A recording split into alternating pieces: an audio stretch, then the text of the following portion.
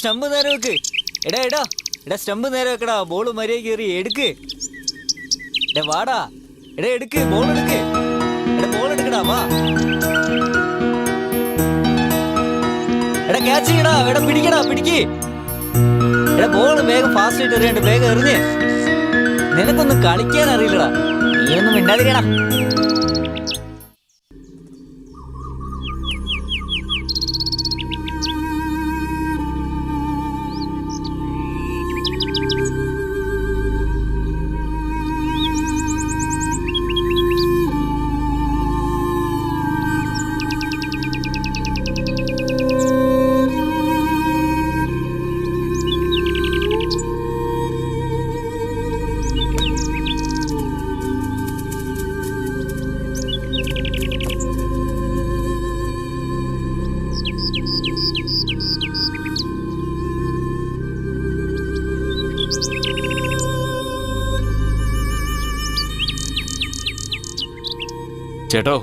ചേട്ടാ ഞാൻ വരാൻ കുറച്ച് താമസിച്ചു പോയി. എന്നാ പോവാം. നാളെ പരീക്ഷ എന്നാടാ പറഞ്ഞേ. പകൽ സമയത്താ ഈ കുട്ടികളൊക്കെ ഇവിടെ വന്ന് ക്രിക്കറ്റ് കളിക്കുന്നത്. വൈകുന്നേരമായി കഴിഞ്ഞാ പിന്നെ ഇവിടുത്തെ കളി വേറെയാ. ഇന്നത്തെ കാലമൊക്കെ അങ്ങനെയാ ചേട്ടാ. എന്തായാലും കാര്യങ്ങളൊക്കെ റെഡിയാക്കിയിട്ടുണ്ട്. കണ്ടാൽ എന്തായാലും ഇഷ്ടപ്പെടാതിരിക്കില്ല.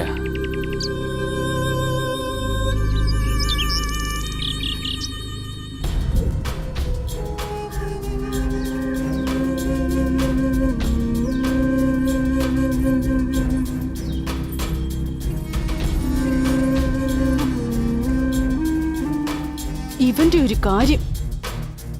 എടാ, രാത്രി മുഴുവൻ കവിത ചൊല്ലി എന്റെ ജീവൻ എടുത്തു. എന്നിട്ടിപ്പോ വീണ്ടും തുടങ്ങിയോ? വെക്കടാ ഫോൺ. അമ്മേ, 5000 രൂപ അക്കൗണ്ടിൽ ഇട്ടിട്ടുണ്ട്. സൂക്ഷിച്ച് ചെലവാക്കണേ. ഞാൻ പിന്നെ വിളിക്കാട്ടോ.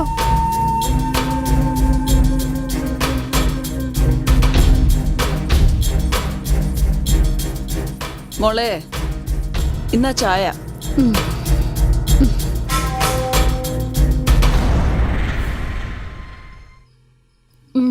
മമ്മി ഇന്നലെ കൊള്ളൻ വിളിച്ചിരുന്നു. ഏതോ ഒരു എഴുത്തുകാരൻ അഭിലാഷെന്നോ ശേഖരനെന്നോ പറഞ്ഞു ഇന്റർവ്യൂ എടുക്കണോന്ന്. 10 മണിക്ക് വരാന്ന് പറഞ്ഞിരിക്കുക. എന്ത് ഇന്റർവ്യൂവാ? ഓരോരുത്തരും സൂയിക്കാനാണ് ഇങ്ങോട്ട് വരുന്നത്. നമുക്ക് എന്തിനാ ഈ ഇന്റർവ്യൂ അല്ല? വിട്ടേക്ക് മമ്മി. നമ്മുടെ ഈ ജീവിതത്തിൽ ഇങ്ങനെയെങ്കിലും ഒരു സന്തോഷം കിട്ടട്ടെ. ആ പിന്നെ ഇന്ന് ഉച്ചയ്ക്ക് നല്ല രുചിയുള്ള ബീഫ് ഫ്രൈ ഉണ്ടാക്കണേ. നല്ല മൊരിഞ്ഞിരിക്കണം. നീ പറഞ്ഞതുപോലെ ഞാൻ ഉണ്ടാക്കാം.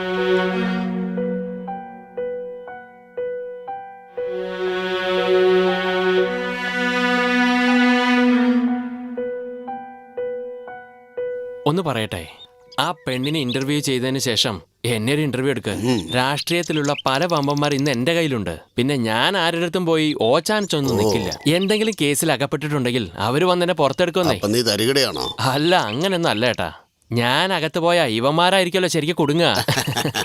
അവന്മാരൊക്കെ തരികിട പാർട്ടികളാണേ. നീയും കൂട്ടു തന്നെ. ഇതാ വീടെത്തി. പറുദീസയുടെ ചവിട്ടുപടിയായി.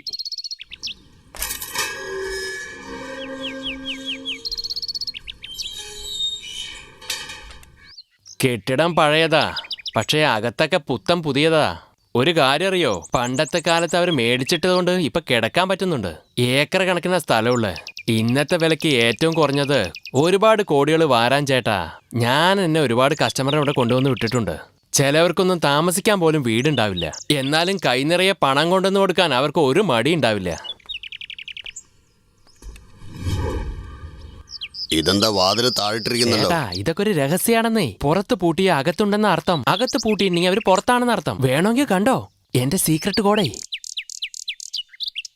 ആ മമ്മി, ഞങ്ങള് പുറത്തുണ്ട്.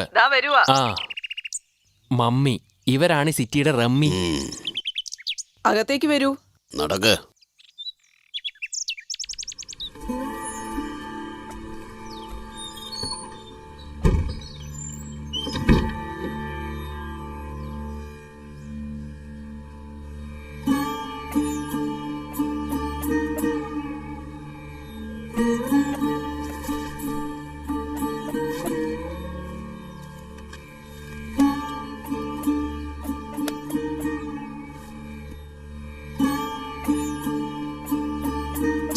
പണം ചോദിക്കാന്ന് കരുതി പണ്ടാരങ്ങൾ ഫോൺ എടുക്കുന്നില്ല.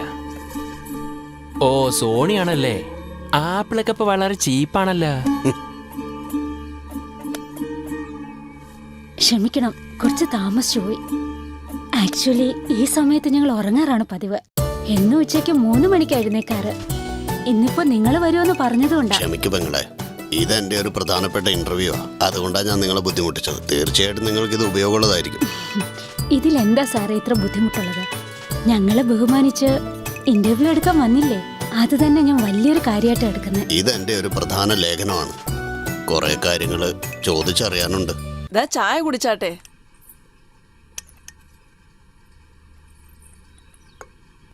നിങ്ങള് ഉച്ചയ്ക്ക് എന്താ കഴിക്കുന്നേന്ന് അറിഞ്ഞൂടാ. ഞങ്ങളുടെ വീട്ടിൽ ഇന്ന് ബീഫ് ഫ്രൈയാ.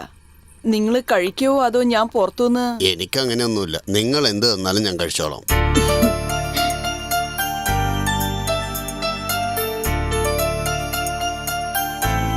ഇതിൽ 5000 ഉണ്ട്. അല്ല, ഞങ്ങൾക്ക് പണമൊന്നും വേണ്ട. അങ്ങനെയൊന്നും പറയണ്ട, ചെലവിനിരുന്നോട്ടെ. വാങ്ങിച്ചോളൂ. മടിക്കണ്ട, വാങ്ങിക്കോളൂ. ഇതിലെന്തിരിക്കുന്നു? നിങ്ങൾക്ക് പുറത്തുനിന്ന് വല്ലതും മേടിപ്പിക്കണോ? എനിക്കൊന്നും വേണ്ട, നിങ്ങൾക്ക് ആവശ്യമുള്ളത് മേടിച്ചോളൂ. ആ പിന്നെ ഏട്ടോ, അത് നമുക്കങ്ങ് വിട്ടേക്ക്. ബീഫും റമ്മും അടിപൊളിയല്ലേ. മമ്മി ചെന്നാ സഞ്ചി എടുത്തോണ്ടെന്ന് ഞാൻ തന്നെ പോയി വാങ്ങിച്ചിട്ട് വരാം. ഇന്നെന്തായാലും എന്റെ കാര്യം കൂടായി. എന്റെ ബ്രാൻഡ് മറക്കല്ലേ. പറയൂ സാർ, സാറിന് എന്താ അറിയണ്ടേ? പെങ്ങളെ, ഇത് സാധാരണ ഇന്റർവ്യൂ, ഒരു TV ഇന്റർവ്യൂ അല്ല. 1 മിനിറ്റ്, ഞാൻ ഒന്ന് റെക്കോർഡ് ചെയ്യട്ടെ.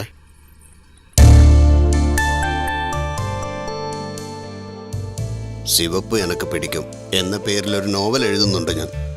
ഒരു എഴുത്തുകാരൻ വ്യഭിചാരിപ്പണി ചെയ്യുന്നവരെ നേരിട്ട് ചെന്ന് ഇന്റർവ്യൂ ചെയ്യുന്നു. ഞാൻ എഴുതുന്ന കഥയുടെ ഉള്ളടക്കം ഇതാണ്. ഇത് അടിപൊളി ടൈറ്റിലാണല്ലോ. വളരെ നന്ദി പെങ്ങളെ. എന്നെ സംബന്ധിച്ചിടത്തോളം ശൗരപ്പണി ചെയ്യുന്നവനും വേശ്യാവൃത്തിപ്പണി ചെയ്യുന്നവരും മറ്റാരേക്കാളും ഒരു പടി ഉയരത്തിൽ തന്നെയാണ്. ഈ 2 പേരും അവരുടെ അടുത്തേക്ക് വരുന്ന കസ്റ്റമറുടെ ജീവിതാനുഭവങ്ങൾ മുഴുവനും കേട്ടറിഞ്ഞ് ശരിക്കും പക്വതയുള്ളവരാവുന്നു. സത്യം പറഞ്ഞ സലൂണിലും ഇവിടെയുമാണ് ഒരു ഒത്തൊരുമ കാണുന്നത്. ഓ, ഇതാണോ? ഇത് മമ്മിയാ വെച്ചിരിക്കുന്നേ. നിങ്ങളെല്ലാവരും എപ്പോഴും ഇവിടെ തന്നെയാണോ? ഇല്ലില്ല, എന്നെ ഒഴിച്ച് ബാക്കി എല്ലാവർക്കും വെവ്വേറെ സ്ഥലങ്ങളിൽ വീടുണ്ട്. ഓഹോ. എന്നാൽ എല്ലാരും ഒത്തുചേരുന്നത് ഇവിടെയാ. നോവലിന്റെ ഉള്ളടക്കം എന്താന്ന് വെച്ചാ വളരെ പ്രധാനപ്പെട്ട 2 കാര്യങ്ങളാണ്. ഒന്ന്, സെക്സിനെ കൺട്രോൾ ചെയ്യുന്നത് കൊണ്ടുവരുന്ന ഭവിഷ്യത്തുകൾ. രണ്ടാമത്തേത്, ഇവിടെ നിർബന്ധമായിട്ടും ഒരു റെഡ് ലൈറ്റ് ഏരിയ വേണം. അത്രേ ഉള്ളൂ. സാറിനെന്താ വട്ടു പിടിച്ചോ? കേൾക്കാൻ നല്ല കാര്യങ്ങൾ തന്നെ. പക്ഷെ നമ്മുടെ നാട്ടിലെ റെഡ് ലൈറ്റ് ഏരിയ വേണമെന്ന് പറഞ്ഞില്ലേ, ഈ നാട്ടുകാര് സാറിനെ തല്ലിക്കൊന്നിരിക്കും. സാറിപ്പോ ഏത് നാട്ടിലാ? പൂച്ചയ്ക്കാര് മണികെട്ടെന്നുള്ളതാണ് ഇവിടുത്തെ വിഷയം. അതുകൊണ്ട് ആദ്യത്തെ മണി ഞാൻ തന്നെ കെട്ടിക്കളയാന്നങ്ങ് കരുതി. എന്തായാലും പ്രശ്നം ഉണ്ടാക്കാൻ തന്നെ തീരുമാനിച്ചു അല്ലേ? വലിയൊരു ലഹള തന്നെ നടക്കും. കണ്ടിന്യൂ ചെയ്തോളൂ. എത്രമാത്രം കസ്റ്റമർ ഇതുവരെ നിന്റെ അടുത്ത് വന്നിട്ടുണ്ടാവും. വന്നവരൊക്കെ അവരുടെ കാമം തീർക്കാനും സുഖം അനുഭവിക്കാനും വന്നവരാണെന്ന് എനിക്ക് തോന്നുന്നില്ല. അതിനുമപ്പുറം മനസ്സിലെ വിഷമങ്ങൾ കാരണം വന്നവരാണെന്നാണ് എന്റെ ധാരണ. അതൊക്കെ നമുക്ക് പിന്നീട് സംസാരിക്കാം. നീ പഠിച്ചവളാണെന്നാണ് ഞാൻ അറിഞ്ഞത്. പിന്നെ എങ്ങനെ നീ ഇങ്ങനെയായി? പുതിയതായിട്ട് എന്തോ ചോദിക്കാൻ പോകുന്നെന്നാ കരുതിയേ. എല്ലാവരും രാത്രി ചോദിക്കുന്ന ചോദ്യം സാർ ഇപ്പൊ പകല് ചോദിച്ചിരിക്കുന്നു. ആദ്യത്തെ ചോദ്യമാണെങ്കിലും ഇതൊരു പ്രധാന ചോദ്യം തന്നെയാ. മണ്ണാർക്കാട് അടുത്തുള്ള ദേശീയപാതയ്ക്കടുത്ത എന്റെ വീട്. എന്റെ കുടുംബത്തിൽ എല്ലാരും ഉണ്ട്. ഞാൻ കോളേജിലെ BA ലിറ്ററേച്ചറാ പഠിച്ചുകൊണ്ടിരുന്നത്. ആ സമയത്ത് ഒരുത്തൻ ചുറ്റിപ്പറ്റി എന്നെ പ്രേമിക്കാൻ തുടങ്ങിയത്. ആദ്യത്തെ പ്രേമല്ലേ, അതുകൊണ്ട് ഞാൻ ഒട്ടും തന്നെ ആലോചിക്കാതെ എടുത്തു ചാടി. പഠിപ്പ് പകുതിയിൽ നിർത്തി അവനോടൊപ്പം ഒളിച്ചോടി. രഹസ്യമായിട്ട് കല്യാണം കഴിഞ്ഞ ജീവിതം ആരംഭിച്ചു. 6 മാസം കഴിഞ്ഞപ്പോ വേറെ നാട്ടിലെ ജോലി അന്വേഷിച്ചു പോയതാ. അവൻ പിന്നെ ഒരിക്കലും തിരിച്ചു വന്നില്ല. എവിടെ പോയെന്ന് അറിയില്ല. ജീവിതത്തിൽ ഒരുപാട് ഞാൻ അനുഭവിച്ചു. വീടിന്റെ ഉടമസ്ഥ മുതൽ ഒരുപാട് പേരെന്നെ സഹായിച്ചു. അതിന് പകരമായിട്ട് ആരും ഒന്നും എന്നോട് ചോദിച്ചില്ല. എന്നെയായിരുന്നു ആവശ്യം. പിന്നെ അതങ്ങൊരു തൊഴിലായി മാറി. എന്നെ പോലെ പഠിപ്പ് പകുതിയിലിട്ട് ഓടി വരുന്നവർക്കൊക്കെ ശരിക്കും ഇതൊരു പാഠവാ. സെക്സ് എന്ന് പറയുന്നത് കൺട്രോൾ ചെയ്യാൻ സാധിക്കാതെ വരുന്നതാണ് ആപത്ത്. മനസ്സുകൾ തമ്മിലുള്ള സ്നേഹമാണ് യഥാർത്ഥ സ്നേഹം. ഇത് മനസ്സിലാക്കിയാൽ ഇരുട്ട് മാറി പ്രകാശമാവും മോളെ. എൻ്റെ കാഴ്ചപ്പാടിൽ ഈ വേശ്യാവൃത്തി ചെയ്യുന്നവരൊക്കെ മനഃശാസ്ത്രജ്ഞന്മാരെ പോലെയാണ്. അവരുടെ കിടപ്പറ ഒരു ആശുപത്രിയായിട്ടാണ് ഞാൻ കാണുന്നത്. നിന്റെ ജീവിതത്തിൽ വന്നു പോയവരിൽ മറക്കാൻ പറ്റാത്ത ആരെങ്കിലും ഉണ്ടെങ്കിൽ അവരെക്കുറിച്ചുള്ള കാര്യങ്ങൾ എന്നോടൊന്ന് പങ്കുവയ്ക്കുമോ? ഒരാളെന്നോ രണ്ടാളെന്നോ?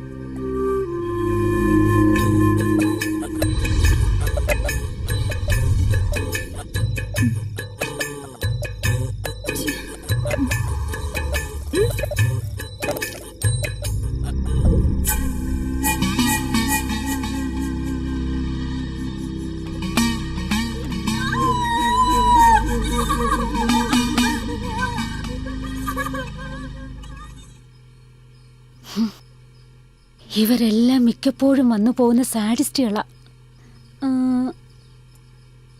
ആ, കുറെ നാളുകൾക്ക് മുമ്പ് ഒരു സ്റ്റുഡന്റ് എൻ്റെ അടുത്ത് വന്നിരുന്നു. Somebody's gonna love you.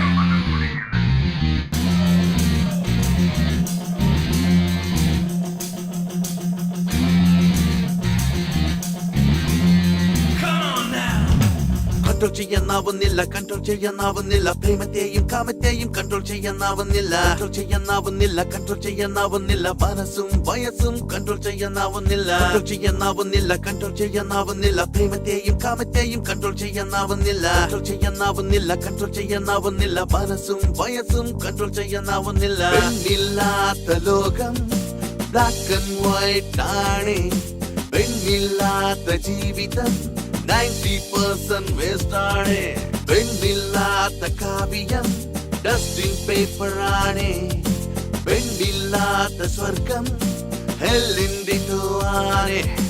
എല്ലാം പകരുവാനായി പെണ്ണുണ്ടെങ്കിൽ കൺട്രോൾ ചെയ്യാനാവുന്നില്ല, കൺട്രോൾ ചെയ്യാനാവുന്നില്ല, പ്രേമത്തെയും കാമത്തെയും കൺട്രോൾ ചെയ്യാനാവുന്നില്ല, കൺട്രോൾ ചെയ്യാനാവുന്നില്ല, മനസ്സും വയസ്സും കൺട്രോൾ ചെയ്യാനാവുന്നില്ല.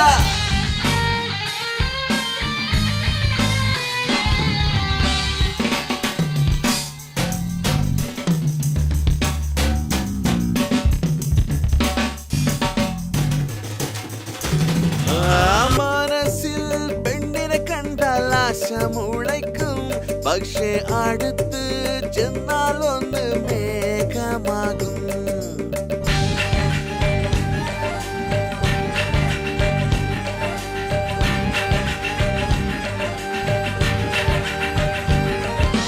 പാർക്കിലെ പെണ്ണിനെ എല്ലാം സ്കെച്ച് ചെയ്തിടും, പക്ഷേ അക്കം പക്കം ചെന്നാൽ പേടിച്ചെല്ലാം പോയിടും. കൺട്രോൾ ചെയ്യാനാവുന്നില്ല, കൺട്രോൾ ചെയ്യാൻ പറ്റുന്നില്ല.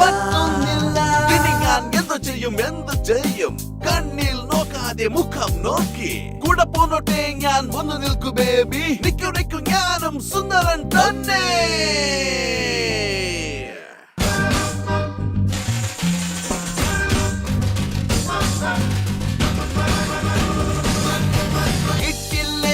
ട്രൈ ചെയ്യും ഒരു കൈ നോക്കും വേണേൽ, സുഖിക്കാൻ വേണ്ടി എന്തും ചെയ്യും, എനിക്കും എല്ലാം വേണം. എല്ലാം കാണും വീതം വസ്ത്രം ധരിച്ചാൽ പിന്നെ കൺട്രോൾ ചെയ്യാൻ പറ്റാതെ ഞാൻ സൈക്കോ ആയി മാറും. കൺട്രോൾ ചെയ്യാനാവുന്നില്ല, കൺട്രോൾ ചെയ്യാൻ പറ്റുന്നില്ല, കൺട്രോൾ ചെയ്യാനാവുന്നില്ല, കൺട്രോൾ ചെയ്യാൻ പറ്റുന്നില്ല.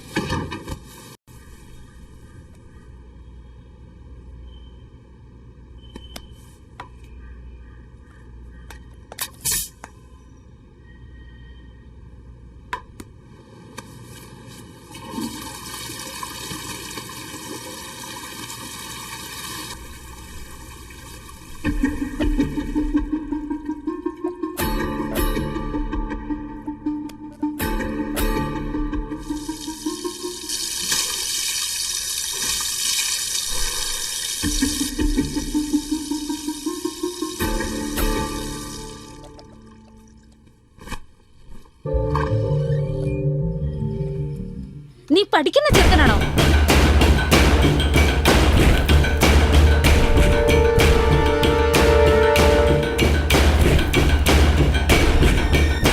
പറയാ, നീ +2 പഠിക്കുന്നേ? എന്തേ സ്റ്റുഡന്റ് ആണെന്ന് കരുതി പൈസ മേടിക്കാതിരിക്കോ? ഇല്ലല്ലോ, പിന്നെന്തുവാ? എന്നാ ടിപ്സ്.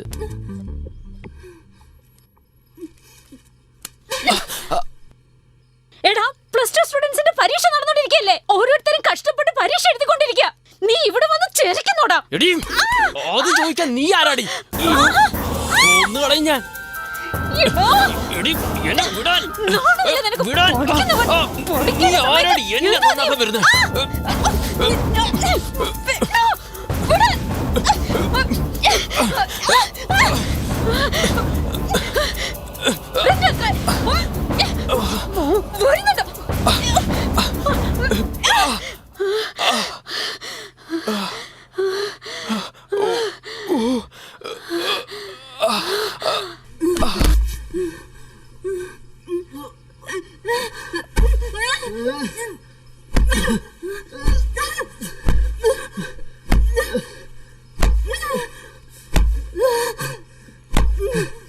നിർത്തടി.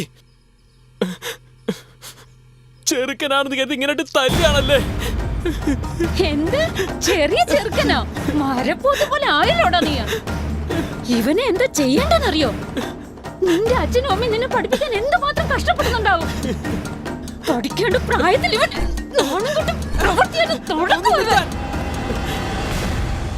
കാര്യം അറിയാത്ത സംസാരിക്കാൻ നിൽക്കരുത്. എങ്ങനെ പഠിക്കാനാ? എന്നെ പോലുള്ളവർ എങ്ങനെ എക്സാം എഴുതും? ഇപ്പോഴേ 3 എക്സാം മോശമായിട്ട് എഴുതിയിരിക്കുന്നത്. തലയ്ക്ക് വട്ട് പിടിക്കുന്ന പോലെ ഉണ്ട് എനിക്ക്. എന്റെ അടുത്തിരിക്കുന്നവൻ എനിക്ക് വൃത്തികെട്ട പടങ്ങൾ കാണിച്ചു തരുന്നു. എന്റെ അപ്പുറത്തിരിക്കുന്നവളാണെങ്കിൽ സ്കൂൾ യൂണിഫോം തോട കാണിക്കുന്ന രീതിയിലാണ് ഡെയിലി ഇട്ടോണ്ട് വരുന്നത്. ഞാനൊരു ആൺകുട്ടിയല്ലേ? ഏതെങ്കിലും ഒറ്റ കറക്കെടുക്കാന്ന് വെച്ചാ ഒരുത്തേ പോലും എനിക്ക് കിട്ടുന്നില്ല. എല്ലാം പഠിച്ച കള്ളികളാ, വല്ലാതെ ചുറ്റിക്കുന്നു.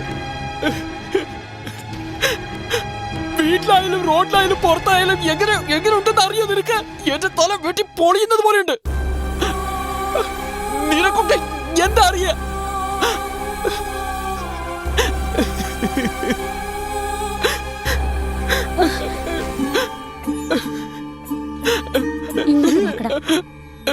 നിന്റെ പ്രയാസം എന്താണെന്ന് എനിക്ക് മനസ്സിലായി. ഈ ഡിസ്റ്റർബൻസ് നിനക്ക് മാത്രമല്ല, നിന്റെ കൂടെ പഠിക്കുന്ന നിന്നെ പോലെയുള്ള എല്ലാ കൂട്ടുകാർക്കും ഉണ്ട്. എന്നിട്ടെന്താ അവരൊന്നും പരീക്ഷ എഴുതുന്നില്ലേ? അവരൊക്കെ നന്നായിട്ട് പഠിക്കുന്നില്ലേ? എല്ലാം മനസ്സാ കാരണം. ഇതൊക്കെ ഞങ്ങളുടെ സ്ഥിരം തൊഴിലാ. നിന്നെ പോലെയുള്ള ചെറുക്കന്മാർക്ക് ജീവിതം ഒരുപാട് ബാക്കിയുള്ളതല്ലേ? ഇങ്ങോട്ട് നോക്ക്, ഓരോന്നിനും ഓരോ സമയമുണ്ട്. വിത്ത് വിതയ്ക്കാനൊരു സമയം, വിളവെടുക്കുന്നതിനൊരു സമയമുണ്ട്. നമ്മുടെ എല്ലാ അതാത് പ്രായത്തിൽ പല അനുഭവങ്ങൾക്കും ഒരു സമയമുണ്ട്. ഓരോ പ്രായത്തിലും ഓരോന്ന് ചെയ്യണമെന്ന് ഭഗവാൻ എഴുതി വെച്ചിട്ടുണ്ട്. അത് നമ്മളായി മാറ്റിയാൽ നമ്മുടെ മനസ്സ് മാത്രമല്ല, നിന്റെ ജീവിതം തന്നെ നശിച്ചു പോവും. ഇങ്ങനത്തെ വൃത്തികെട്ട വിചാരം കൊണ്ട് നടന്ന ആരാണ് നിന്നെ പ്രേമിക്കാൻ വരുന്നേ? ആദ്യം ഈ വിചാരമൊക്കെ ദൂരെ എടുത്ത് കളയ. നിന്റെ മൈൻഡിനെ കൺട്രോൾ ചെയ്യാൻ പഠിക്ക. ഇപ്പൊ തോന്നിയതുപോലെയൊക്കെ ചെയ്ത പിന്നെ കല്യാണം കഴിഞ്ഞ് കുടുംബമൊക്കെ ആയി കഴിയുമ്പോ പല പല ആശുപത്രികളിൽ നീ കയറി ഇറങ്ങേണ്ടി വരും. ഭാവിയിൽ നിനക്കൊരു പെണ്ണുണ്ടെന്ന് വിചാരിക്കുക. അവളുടെ ജീവിതത്തിൽ നീ ഒരുത്തനെ ഉള്ളൂന്ന് നീ ദൃഢമായി വിശ്വസിക്ക. അന്നേരം നിനക്ക് മനസ്സിലാവും. നീ ഇങ്ങോട്ട് നോക്ക്. സ്വന്തം അച്ഛനും അമ്മയും അധ്യാപകരും പറഞ്ഞു തരാൻ പറ്റാത്ത കാര്യങ്ങളാ. എന്നെ പോലുള്ള ഒരുത്തിക്ക് ഇതെല്ലാം പറഞ്ഞു തരാൻ കഴിയും. ഒരുപാട് പേര് ഞാൻ കണ്ടിട്ടുണ്ട്. പഠിക്കേണ്ട പ്രായത്തിൽ ഞാൻ പ്രേമിച്ച് നടന്ന് സെക്സിന് അടിമയായി ജീവിതം നശിപ്പിച്ചു കളഞ്ഞു. ഇപ്പൊ വൃത്തികെട്ട ജീവിതവുമായി. അടുത്ത നിന്റെ ചോദ്യം എന്താണെന്ന് എനിക്ക് നന്നായി അറിയാം. എന്തേ, ജോലിയെടുത്ത് ജീവിച്ചൂടെ എന്നല്ലേ? എന്താടാ, ശരിയല്ലേ ഞാൻ പറഞ്ഞേ? ഇതിനേക്കാളും വേദനിക്കുന്ന ജീവിതം ലോകത്തിലെ വേറെ ഒന്നുമില്ല. ഇന്ന് ഞാനും ഒരു തൊഴിലാളിയാ. ഒന്ന് പറയട്ടെ, നീ വളരെ ചെറുപ്പവാ. നിനക്കിപ്പോ ഒരു കുഴപ്പമില്ല. മറ്റുള്ളവർക്കൊക്കെ എന്റെ സ്വഭാവമാണെന്ന് പറയാൻ പറ്റില്ല. ഇത്രയും ചെറുപ്പത്തിൽ നിനക്ക് എയ്ഡ്സ് വന്ന നീ എന്ത് ചെയ്യും? ഈ സെക്സിന്റെ കാര്യം നീ മനസ്സിൽ നിന്ന് എടുത്തു കളയുന്നത് ഏറ്റവും നല്ലത്. എന്നാലേ നിനക്ക് രക്ഷയുള്ളൂ. ചാരിത്രം എന്നത് പെണ്ണുങ്ങൾക്ക് മാത്രമല്ല, അത് ആണുങ്ങൾക്കും പറഞ്ഞിട്ടുള്ള. അപ്പൊ എനിക്ക് ഭാര്യയായി വരുന്നവള് നല്ലവളാണെന്ന് ഞാൻ എങ്ങനെ വിശ്വസിക്കാനാ? എടാ, നീ എന്തിനാ വേണ്ടാത്ത കാര്യങ്ങളൊക്കെ ഇങ്ങനെ ചിന്തിച്ചു കൂട്ടുന്നത്? നീ നല്ലവനായിട്ട് നിന്റെ ഭാര്യ തെറ്റ് ചെയ്യുകയാണെങ്കിൽ നിനക്കുള്ള നല്ല സ്വഭാവം അവള് മാറ്റിയെന്നിരിക്കും. മറിച്ച് നിന്റെ ഭാര്യ നല്ലവളായിട്ട് നീ തെറ്റ് ചെയ്താ അവളും തെറ്റിലേക്ക് പോയില്ലേ?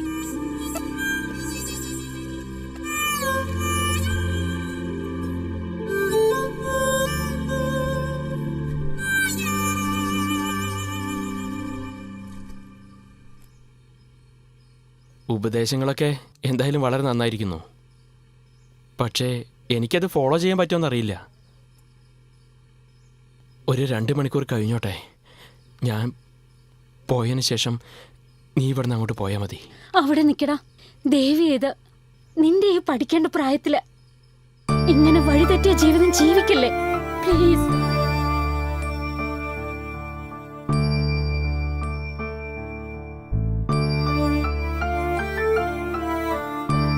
അന്ന് അവിടുന്ന് പോയവനാ. അവന്റെ കാര്യം ഞാനും മറന്നുപോയി.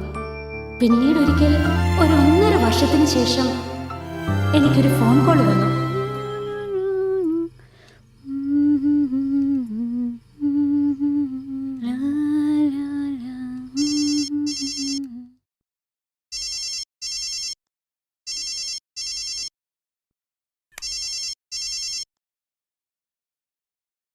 ഹലോ, ഞാൻ കണ്ണനാ സംസാരിക്കുന്നത്. ഏത് കണ്ണനാ ഇത്? എനിക്ക് മനസ്സിലായില്ലല്ലോ. നിന്റെ കയ്യിൽ നിന്ന് കുറെ അടിമേടിച്ചില്ലേ, അതേ കണ്ണൻ തന്നെയാ. നിനക്ക് സുഖമാണ് കണ്ണ? സുഖായിരിക്കുന്നു. അന്ന് നിന്റെ സംസാരം കേട്ടപ്പോ എനിക്ക് ഭയങ്കര ദേഷ്യം തോന്നി. എന്റെ കൂടെ പഠിച്ചവരൊക്കെ കോളേജിലേക്ക് പോയി. ഞാൻ മാത്രം പഠിക്കാതെ മോശം കുട്ടിയായി ലാസ്റ്റ് ബെഞ്ചിൽ തന്നെയായിരുന്നു. പിന്നൊരു കാര്യം, ഒരു ഗുഡ് ന്യൂസ് ഉണ്ട്. ഞാനും +2 പാസ്സായി. ഇപ്പോ കോളേജിൽ ജോയിൻ ചെയ്തു. ഇതിനൊക്കെ നിന്റെ ഉപദേശം കാരണം. അതുകൊണ്ട് ഒരു താങ്ക്സ് പറയാനാണ് ഞാനിപ്പോൾ വിളിച്ചത്. ഇപ്പൊ എനിക്ക് സമാധാനായി. താങ്ക്സ് എന്ന് കരുതി വളരെയധികം സന്തോഷിക്കരുത്. നീയും പഠിച്ച് പരീക്ഷ എഴുതാൻ നോക്ക്. Okay okay, bye. ബൈ. ഇതുപോലെയുള്ള ടീനേജേഴ്സ് ഒരുപാട് ഡിസ്റ്റർബ്ഡ് ആയിട്ടുണ്ട്, പെൺകുട്ടികളടക്കം. പാർക്ക്, ബീച്ച്, തിയേറ്ററിന്ന് എവിടെ പോയാലും ആരെക്കുറിച്ചും ഓർക്കാതെ വൃത്തികേട് കാണിക്കുന്നു. പൊള്ളുന്ന വെയിലത്ത് പോലും കാമദാഹം തീർക്കുവാൻ പ്രേമം ഒരു കരുവാക്കുകയാണ്. ഇവരുടെ പ്രവൃത്തി കണ്ടാൽ ഇതിലും ഭേദമാണ് മൃഗങ്ങളെന്ന് തോന്നും. സെക്സിന് ഒരുപാട് ദൂഷ്യഫലങ്ങളുണ്ട്. ഇന്നത്തെ കാലത്ത് ആരാ അത് മനസ്സിലാക്കുന്നത്? ഇതൊക്കെ മനസ്സിലാക്കി ജീവിക്കുന്നവനാ മിടുക്കൻ. പിന്നൊരു കാര്യം സർ, എന്നും രാത്രി 10 മണി കഴിഞ്ഞതിന് ശേഷം TV ഓൺ ചെയ്താല് ലൈംഗികതയെക്കുറിച്ചും അതുപോലുള്ള പരസ്യങ്ങളും കുട്ടികളെ വഴിതെറ്റിക്കും. ഇതിനൊക്കെ ഒരു വഴി മാത്രമേ ഉള്ളൂ, സെക്സ് എഡ്യൂക്കേഷൻ. കുട്ടികളെ ലൈംഗികമായി പീഡിപ്പിക്കുക. ലൈംഗികതയെക്കുറിച്ച് ഡോക്ടർ കണിയപ്പൻ പത്മനാഭൻ. വേറൊരു പുസ്തകം ലൈംഗികതയുടെ പലതരം ലീലകൾ, ഡോക്ടർ BM മാത്യു വള്ളുവർ. കാലച്ചുവട് വിതരണം. രണ്ടും നല്ല പുസ്തകമാണ്. ഇത് രണ്ടും പാഠപുസ്തകമാക്കിയാൽ തീർച്ചയായും പള്ളിക്കൂടത്തിന് ഇത് വളരെ ഉപകാരമായിരിക്കും. എടി, കാട് വേഗം ഇട്. ദാ പിടിച്ചോ. എന്താ കുള്ള, രാവിലെ കുളിച്ചോ? അവൻ എവിടെ കുളിക്കാൻ? ഇനി അടുത്ത ഓണത്തിനെ കുളിക്കൂ. ഇങ്ങനെ അടുത്തിരുന്നിട്ടേ ഒരുപാട് നാളുകളായി. ഞാൻ ചീട്ട് കളിക്കാനിരുന്ന എന്നെ വെട്ടിക്കാൻ ആരും ഉണ്ടാവില്ല. എടാ ഗോറില്ല, വായ കുള്ള ചെറുക്ക, നിനക്കിട്ട് ഞാൻ വെച്ചിട്ടുണ്ട്. കേടന്ന് ചിലക്കല്ലേ പെണ്ണെ, ആദ്യം കാടിടാൻ നോക്ക്.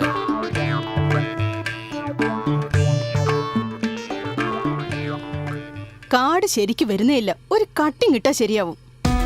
അങ്ങനെ തോന്നുന്നുണ്ടോ?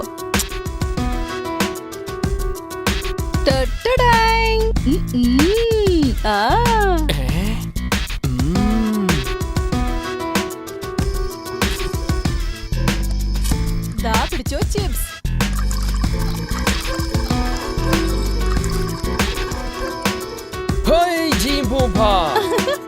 ഗോറില്ല വായൻ. Joker joker joker joker joker joker joker joker. ആരാണടാ നീ? എന്താണ് നീ പറയുന്നത്? നാട് നന്നാക്കിയോ? നാട്ടുകാരെ നന്നാക്കിയോ അതോ രാഷ്ട്രീയക്കാർക്ക് കഞ്ഞിക്ക് ചമ്മന്തി അരയ്ക്കാൻ പോയോന്നേ? നീ മോഷ്ടാവാണോ അതോ തരികടയാണോ? എങ്ങനെയുണ്ട് എന്റെ അഭിനയം? കൊള്ളാമോ? Thank you. Super sir. Jancy എന്റെ മനസ്സെപ്പോഴും പറയുന്ന ഒരു വാക്കാണ് ജാൻസി. നീ എങ്ങോട്ട് പോയാലും പുറകെ വരും ഈ കുറിപ്പ്. എന്റെ ഈ മനസ്സിൽ പ്രിയ ജാൻസി നീയാണോ? എടോ നായരെ, അടുത്ത വരി എന്താടോ? നിൻ നിഴൽ കാണാൻ കൊതിച്ചിരിപ്പു ഞാൻ ഉൻ തളികെ. നിഴൽ കാണാൻ കൊതിച്ചിരിപ്പു ഞാൻ ഉൻ തളികെ നീ. അടുത്ത വരി എന്താടോ നായരെ? ഡയലോഗ് മാത്രം മതി സാറേ. ഈ പാട്ട് ആര് പാടിയാലും മ്യൂസിക് ഡയറക്ടറോട് ചോദിച്ചിട്ട് പോരെ സാറേ? അങ്ങനെയാണോ പറയണേ? സാറേ, എന്താടോ? 2-3 കേസ് തീർക്കാൻ ബാക്കിയുണ്ട് സാർ. എൻക്വയറി പെട്ടെന്ന് തീർക്കണം. അങ്ങനെയാണോ? ചെന്ന് ചായയും കടയും കൊണ്ടുവരാൻ പറയടോ. ഡാ ഇങ്ങോട്ട് വാടാ. സാറേ, ഇന്നലെ വൈൻ ഷാപ്പ് ലീവായിരുന്നു. അതുകൊണ്ട് ഇവൻ അവിടെ വെച്ച് വലിയ പ്രശ്നം ഉണ്ടാക്കുമായിരുന്നു. അതുകൊണ്ടാണ് കസ്റ്റഡിയിൽ വെച്ചിരുന്ന ഇവനെ ഇങ്ങോട്ട് കൊണ്ടുവന്നത്. എന്താടാ വലിയ പ്രശ്നം ഉണ്ടാക്കിയ? ഞാൻ ഒരു തെറ്റും ചെയ്തിട്ടില്ല സാറേ. പ്രശസ്തനായ ആളുടെ ജന്മദിനമായതുകൊണ്ട് എല്ലാ കടകളും അടച്ചിരിക്കുന്നു സാറേ. ഇതേ ദിവസം തന്നെ കോടിക്കണക്കിന് കുട്ടികൾ ജനിച്ചിട്ടുണ്ടാവും സാറേ. അപ്പൊ ഒരു ദിവസമാണോ അതോ 1 കോടിയാണോ വലുത്? ഒന്ന് പറഞ്ഞേ സാറേ. അപ്പൊ വൈൻ ഷോപ്പ് തുറക്കും സാറേ. എന്നാ കുടിച്ചിട്ട് പോയി കിടന്നോ? എന്തടോ ഒന്ന് നിന്നേ. ഇത്രയും ചെറിയ കേസൊന്നും അറസ്റ്റ് ചെയ്യാൻ പറ്റില്ലേ? പറഞ്ഞു വിട്ടോ അവനെ. സാറേ. എടോ നായരെ, ആ പെണ്ണിനോട് ഫോൺ ചെയ്തേ. ഇന്നലെ തൊട്ട് കാശ് ചോദിച്ചോണ്ടിരിക്കുക, ഒരു റെസ്പോൺസും ഇല്ല.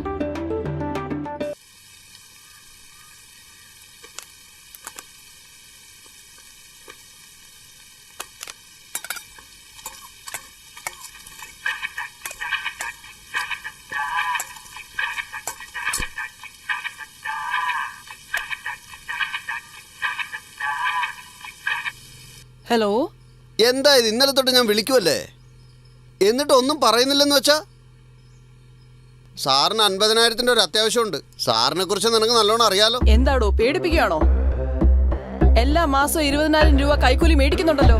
50,000 രൂപ ചോദിച്ച് ഞാൻ എവിടെ പോവാനാ? ഞങ്ങള് ഗവൺമെന്റ് ജോലിക്കാരൊന്നും അല്ല, ദേഹം വിറ്റ് ജീവിക്കുന്നവരാ. എന്താന്ന് വെച്ചാ ചെയ്യ.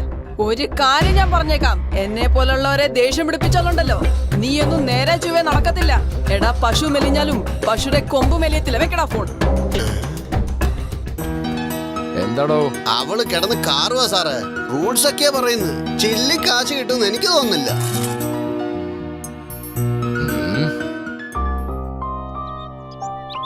ഇന്നൊക്കെ പത്രം എടുത്താലേ കൊലയും ആത്മഹത്യയൊക്കെ കാണാറുള്ളൂ. ഇന്നത്തെ കാലത്ത് അധികവും കൊലപാതകം ചെയ്യുന്നത് അധികവും നല്ല കുടുംബത്തിൽപ്പെട്ടവരാ. എനിക്കെന്തോ എല്ലാവരും ഒരു അക്യൂസ്ഡ് മൈൻഡോടെ ജീവിക്കുന്നെന്നാണ് തോന്നുന്നത്. കൊലപാതകവും ആത്മഹത്യയും വെച്ച് നോക്കുമ്പോൾ 2 കാരണങ്ങളാ. ഒന്ന് പണമും മറ്റൊന്ന് സെക്സും.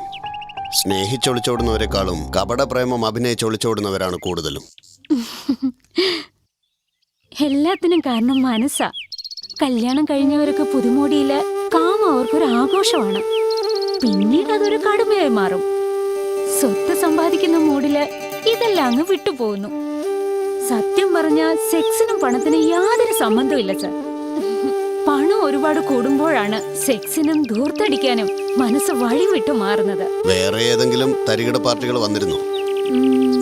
പറയാൻ പാടില്ലാത്തതാണ്, പക്ഷെ പറയാതിരിക്കാനും വയ്യ.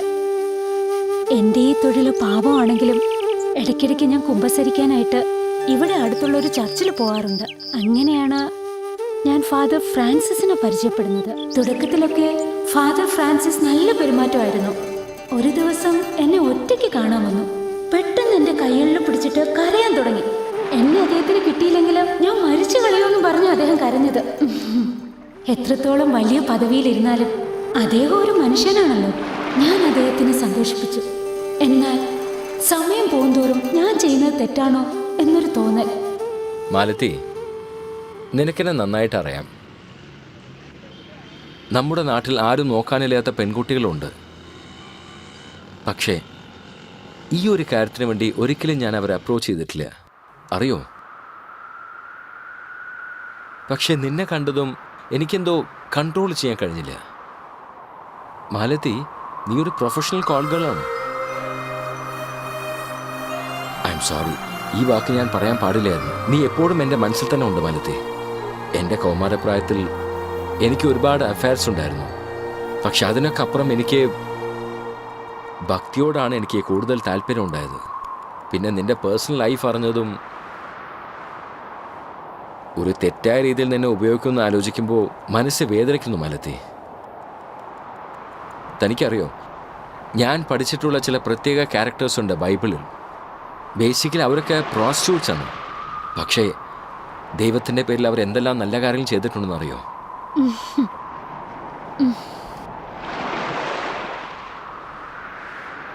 എന്താണത്? ഓ, ബൈബിള് ബാഗിനകത്തന്നെ വെച്ചിരിക്കുക.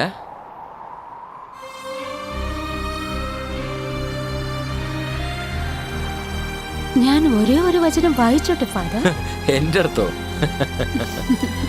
പ്രൊസീഡ്. മത്തായി 21:31. അപ്പോൾ യേശു അവരെ നോക്കി, നല്ലവരും വേശ്യകളും നിങ്ങളെക്കാളും മുമ്പിൽ അവരായിരിക്കും ദൈവരാജ്യത്തിൽ പ്രവേശിക്കുന്നു എന്നത് ഇത് സത്യപ്രവചനമായി ഞാൻ നിങ്ങളെ അറിയിക്കുന്നു. അത് ചോദിക്കുന്നതുകൊണ്ട് തെറ്റിദ്ധരിക്കരുത്. പറഞ്ഞോളൂ. ഒരു പ്രാവശ്യം എന്ന് പറഞ്ഞിട്ട് എത്ര തവണയാ ഇത് റിപ്പീറ്റ് ചെയ്യുന്നത്? പാപികൾക്ക് വഴികാട്ടിയായ നിങ്ങൾ ചെയ്യുന്നതെല്ലാം വലിയ പാപം തന്നെയല്ലേ?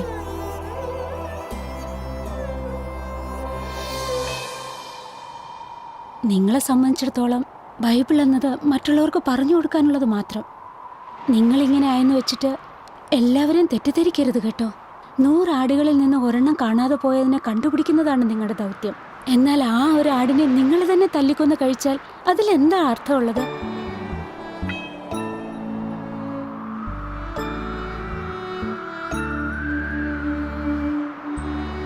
ഫാദർ ഫ്രാൻസിസ് അന്ന് വളരെ ദേഷ്യം പിടിച്ചാണ് പോയത്. പിന്നെ ഒരിക്കൽ ഞാൻ അദ്ദേഹത്തിനെ തേടി ചർച്ചിൽ പോയപ്പോൾ ഫാദർ ആ ജോലി ഉപേക്ഷിച്ചു പോയെന്നാണ് ഞാൻ അറിഞ്ഞത്. മനസ്സിന് ഒരുപാട് വിഷമം തോന്നി. പക്ഷേ 3 മാസം കഴിഞ്ഞു പെട്ടെന്നൊരു ദിവസം വീട്ടിലേക്ക് കയറി വന്നു.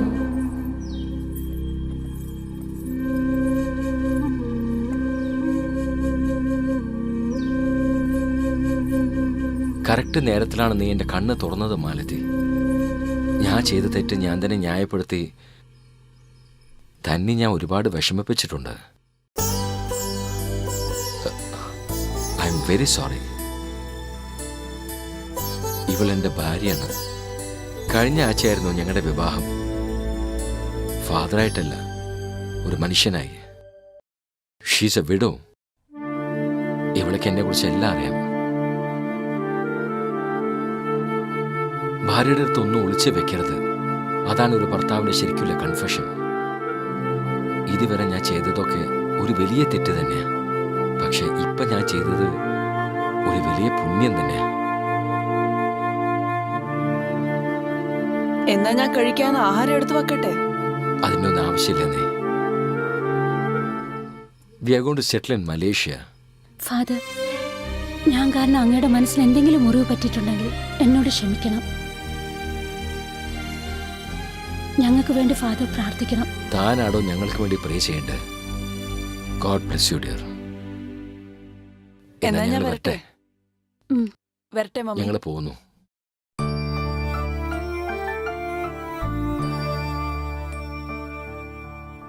സന്മനസ്സുള്ളവർക്ക് ഈ നാട്ടിൽ ജീവിക്കാൻ ബുദ്ധിമുട്ടാ. ഇന്നുള്ള ഫുഡ് കൾച്ചർ ആഹാരം കഴിച്ച് വെറുതെ ഇരിക്കരുത്. ഇക്കാലത്ത് കാമത്തിന് മുന്നിൽ നല്ലവനെന്നോ ചീത്തവനെന്നോ ഇല്ല. മതത്തിന്റെ മറവിൽ നിന്നും തെറ്റ് ചെയ്താൽ ദേഹസംരക്ഷണം എന്നും പറഞ്ഞൊഴിയാറാണ് പതിവ്. നിങ്ങൾ പറഞ്ഞത് വളരെ ശരിയാണ്. ഇതിനു മുമ്പ് എത്രയോ സംഭവങ്ങൾ ഇങ്ങനെ നടന്നിരിക്കുന്നു. കാമത്തിനെ കുറിച്ച് എഴുതിയിട്ടുണ്ട്.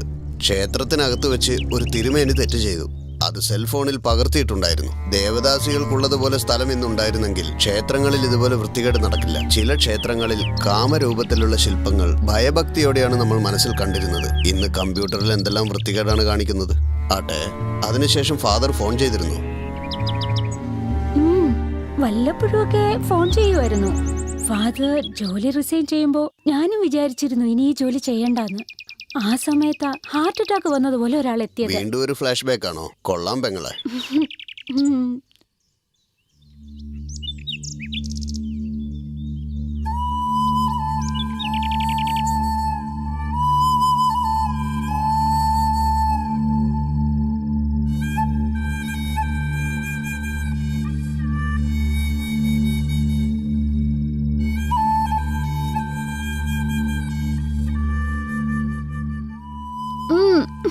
ഇന്നൊരു ദിവസത്തേക്ക് റെസ്റ്റ് എടുക്കാന്ന് വിചാരിച്ചതാ.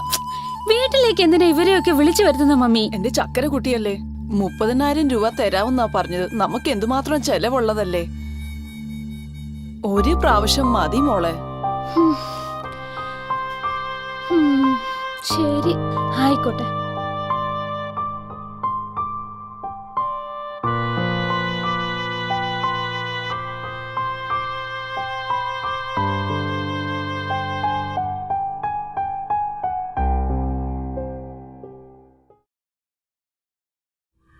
ഒരു കാര്യം പറയാം, തെറ്റിദ്ധരിക്കരുത്. ഇത് ഞങ്ങൾ താമസിക്കുന്ന വീടാ. പണത്തിന്റെ ബുദ്ധിമുട്ടുള്ളതുകൊണ്ടാ ഈ കാര്യം ഞാൻ സമ്മതിച്ചത്.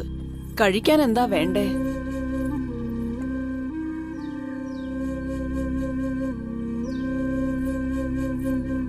നല്ല മുളകും തേങ്ങയൊക്കെ ചേർത്ത് കുറച്ച് മീൻകറി കിട്ടിയാൽ കൊള്ളായിരുന്നു.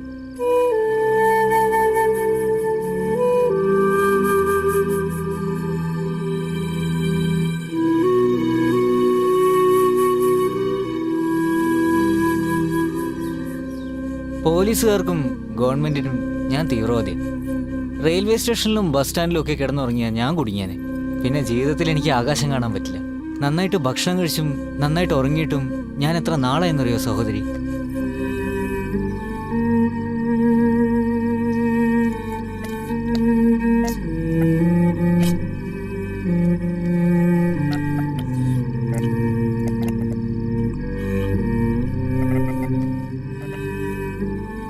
നീ സഹോദരി എന്ന് വിളിച്ചപ്പോ തന്നെ അപ്പോഴേ നീ ഞങ്ങൾക്ക് സ്വന്തമായി. ഇങ്ങനെയൊക്കെ കേട്ടിട്ട് കാലം കുറേയായി. നിങ്ങൾ തന്ന പണം തിരിച്ചു മേടിച്ചോ കേട്ടോ. നിങ്ങൾ തന്ന ഈ ഭക്ഷണത്തിന് എത്ര ലക്ഷം കൊടുത്താലും മതിയാവില്ല. കുറച്ചും കൂടി കറി ഒഴിക്കൂ സഹോദരി.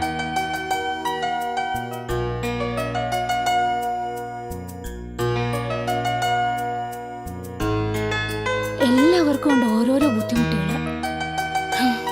ഞങ്ങൾ എന്താ മനസ്സമാധാനമായിട്ട് ഉറങ്ങുന്നെന്നാണ് വിചാരിക്കുന്നത്? സംരക്ഷിക്കാൻ ആരും കൂടെയില്ല. പോലീസും നിയമങ്ങളും റൗഡികളും എല്ലാം. ഇതെല്ലാം തന്നെ വേണ്ടാന്ന് വെച്ചിട്ട് ഏതെങ്കിലും മടത്തിൽ പോയി ചേർന്നാൽ മാന്യമായിട്ട് ജീവിക്കാമായിരുന്നു.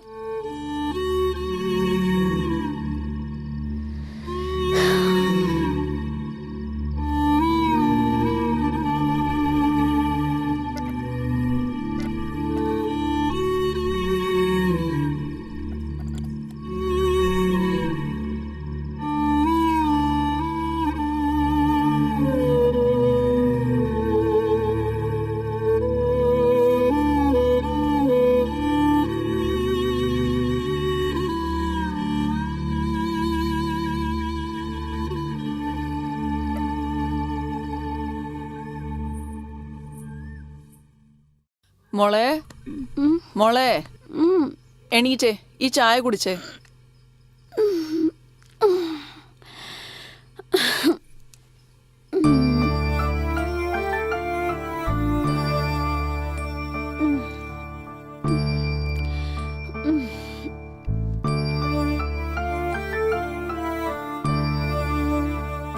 മമ്മി, അയാൾ പോയോ? അയാൾ അപ്പൊ തന്നെ എണീറ്റ് പോയി മോളെ. അയാള് തന്ന പണം കൊടുത്തിട്ട് മേടിച്ചില്ലെന്നേ. അയാളെ ദൈവം അറിഞ്ഞുകൊണ്ട് ഇങ്ങോട്ട് അയച്ചതാ. ദേ തുടങ്ങി ശല്യം.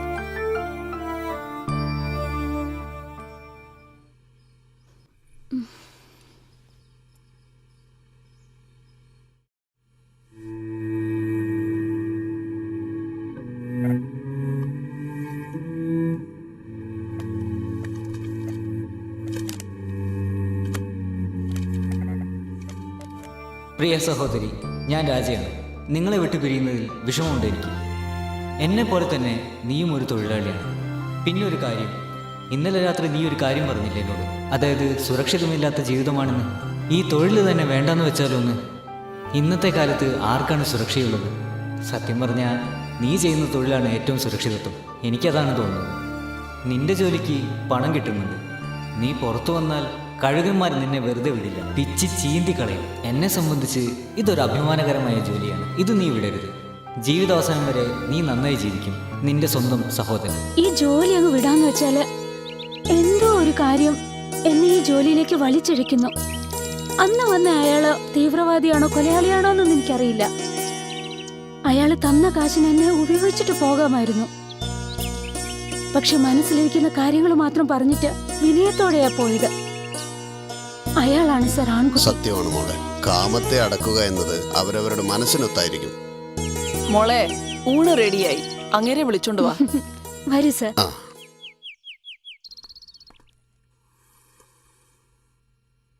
അവൾക്ക് കുറച്ച് കൂട്ടാൻ ഒഴിച്ചു കൊടുക്കടി.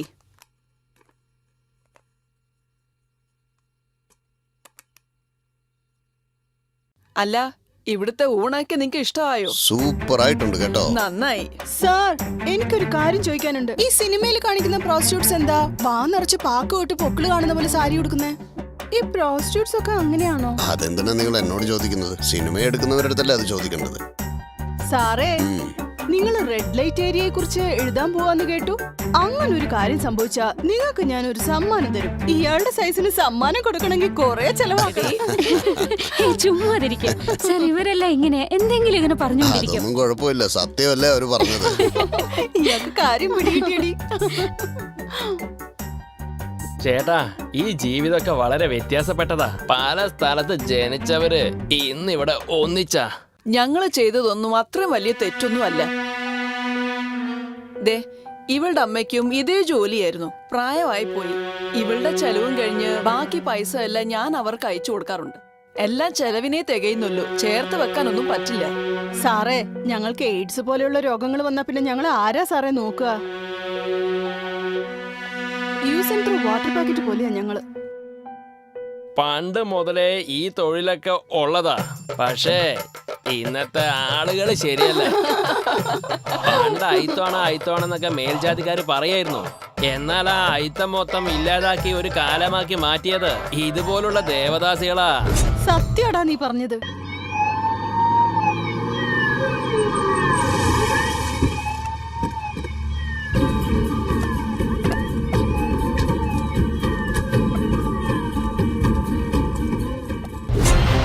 സാറേ, താഴെട്ടിരിക്കുക. അകത്തുണ്ടാവും, താഴെ പൊട്ടിക്കടോ.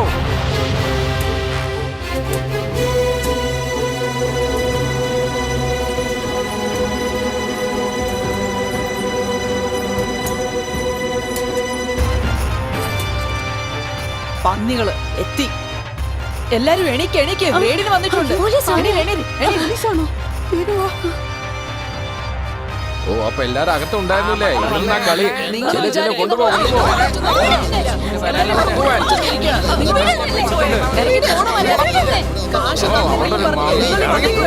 വാതകം വേണ്ട, ഇറങ്ങി പോവാൻ.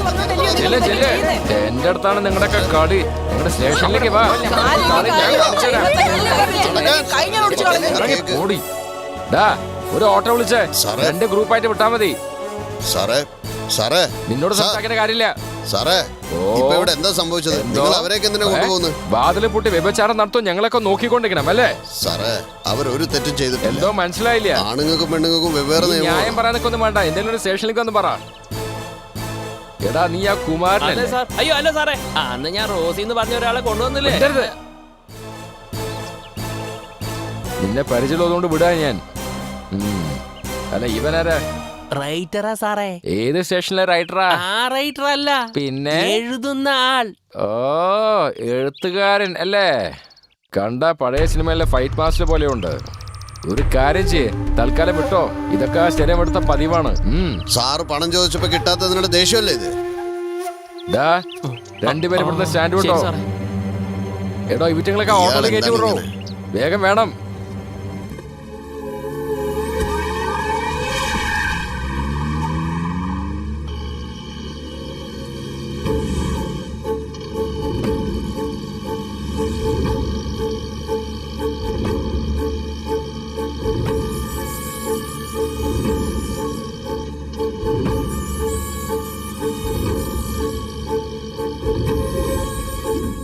ആ, നീ വന്നേ. സാറേ, ഇതൊന്നും അത്രയും ശരിയല്ല കേട്ടോ. 50,000 രൂപയ്ക്ക് വേണ്ടി ഞങ്ങളെ ഇങ്ങനെ ഉപദ്രവിക്കുക അല്ലേ? 50,000 രൂപ വാങ്ങിന്നോ? അരയ്ക്കാൻ നോക്കല്ലേ, സൂക്ഷിച്ചു വേണം സംസാരിക്കാൻ. പെങ്ങളെ, അധികം സംസാരിക്കാതെ ഇവിടെ ഒന്നും ഒപ്പിട്ടെ. സർ, നിങ്ങൾക്ക് 50,000 രൂപയല്ലേ വേണ്ടത്? 2 ദിവസത്തെ സമയം തന്നൂടെ? കാശ് തന്ന എല്ലാം ശരിയാക്കുന്നാണോ? ഇതൊക്കെ ഉച്ചവരായി പൊസിഷനുള്ളൂ. പേടി, എന്റെ അടുത്ത് കളിച്ച് അങ്ങനെയൊക്കെ സംഭവിക്കും. ഈ ഇഞ്ചക്ഷൻ എടി ചെന്ന് ഒപ്പിട്. അവളുടെ ഡയലോഗ്. വിടുവെക്കുവേൻ, വിടുവെക്കുവേൻ, വിടുവെക്കുവേൻ. തെറ്റ് ചെയ്യാതെ അറസ്റ്റ് ചെയ്യരുത്. അതെ, നിങ്ങളൊന്ന് വന്നേ എന്റെ കൂടെ. ഇയാള് പേടിപ്പിക്കുന്നതും ചാടുന്നതൊക്കെ നമ്മുടെ മുമ്പിലാ. വീട്ടിൽ ചെന്ന ഭാര്യ ചൂലെടുത്തടിക്കും. ഇങ്ങനെ ഉപദ്രവിക്കുന്നത് ശരിയല്ല. എടോ, ഇതൊക്കെ നിന്റെ പണിയല്ലേ? ഡോ വായ അടക്കടോ. തനിക്കെന്താ ചന്തയിലാണോ ജോലി? പിന്നെ എന്തിനാ എടോന്ന് വിളിക്കുന്നേ?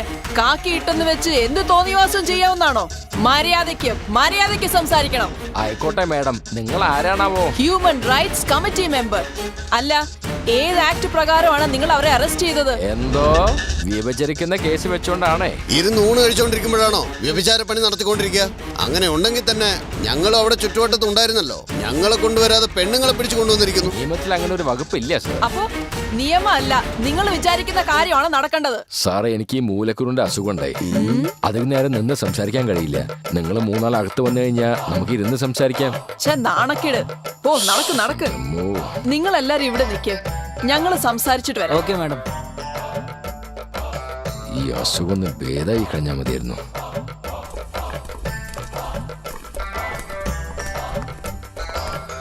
ഇരിക്കണം. ഇപ്പൊ പറയണം sir. Sir, no problem, no issues. ശിവപ്പ് എനക്ക് പിടിക്കും എന്നൊരു ലേഖനം ഞാൻ എഴുതുന്നുണ്ട്. അതിന്റെ ഒരു ഇന്റർവ്യൂവിന് വേണ്ടിയ മാലതിയെ കാണാൻ ഞാൻ വന്നത്. അപ്പോഴത്തേക്കും നിങ്ങളൊക്കെ കയറി വന്ന് വലിയ പ്രശ്നം ഉണ്ടാക്കി. സാറേ, ഇതൊരു നോവലാണ്. ഈ നോവലിന്റെ കോൺസെപ്റ്റ് എന്താന്ന് വെച്ചാൽ ഇവിടെ ഒരു റെഡ് ലൈറ്റ് ഏരിയ അത്യാവശ്യമാണ്. എന്തോന്ന്? ഇവിടെ റെഡ് ലൈറ്റ് ഏരിയ അത്യാവശ്യമാണെന്നോ? അല്ല, നിങ്ങൾക്ക് എന്താ വല്ല വട്ടുണ്ടോ ഇവിടെ വന്ന് ഇങ്ങനെയൊക്കെ സംസാരിക്കാൻ? സാറേ, നിങ്ങളൊരു പോലീസ് ഇൻസ്പെക്ടർ ആയതുകൊണ്ട് നിങ്ങളോട് ചില കാര്യങ്ങൾ ഞാൻ പറയാം. സാറേ, ഈ സ്റ്റേഷനിൽ ഒരു മാസത്തിൽ എത്ര കേസുകൾ ഫയലാവുന്നുണ്ട്? ഇവൻ നമ്മൾ ഇരുത്തിക്കില്ല എന്ന് തോന്നുന്നു. എടോ നായരെ. സാറേ, കഴിഞ്ഞ മാസം എത്ര കേസ് വന്നിട്ടുണ്ട്? മൊത്തം 178 സാറേ. 178 കേസില് attempt to rape, sex torture, raping and murder, kidnapping, പിന്നെ കപട പ്രേമവും, പിന്നെ അതർ സെക്സ് കേസും. ആകപ്പാടെ 145 കേസാണ് സാറേ സെക്സിൽ മാത്രമായിട്ട് ഫയലായത്. ബാക്കി 33 കേസില് 3 കൊലപാതകം, 20 മോഷണം, 10 ആത്മഹത്യ.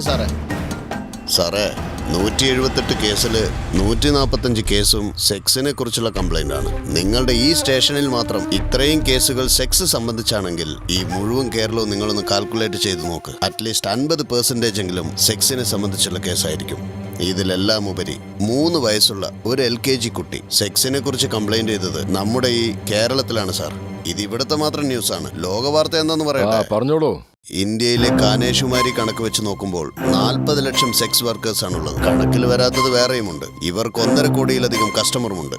ഈ തൊഴിൽ കാരണം ഒരു വർഷത്തിൽ 2500 കോടിയാണ് ഇതിന് കിട്ടുന്നത്. ഒരു ദിവസം 300 പെണ്ണുങ്ങളാണ് പുതിയതായിട്ട് ഈ തൊഴിലിലേക്ക് വന്ന് വീഴുന്നത്.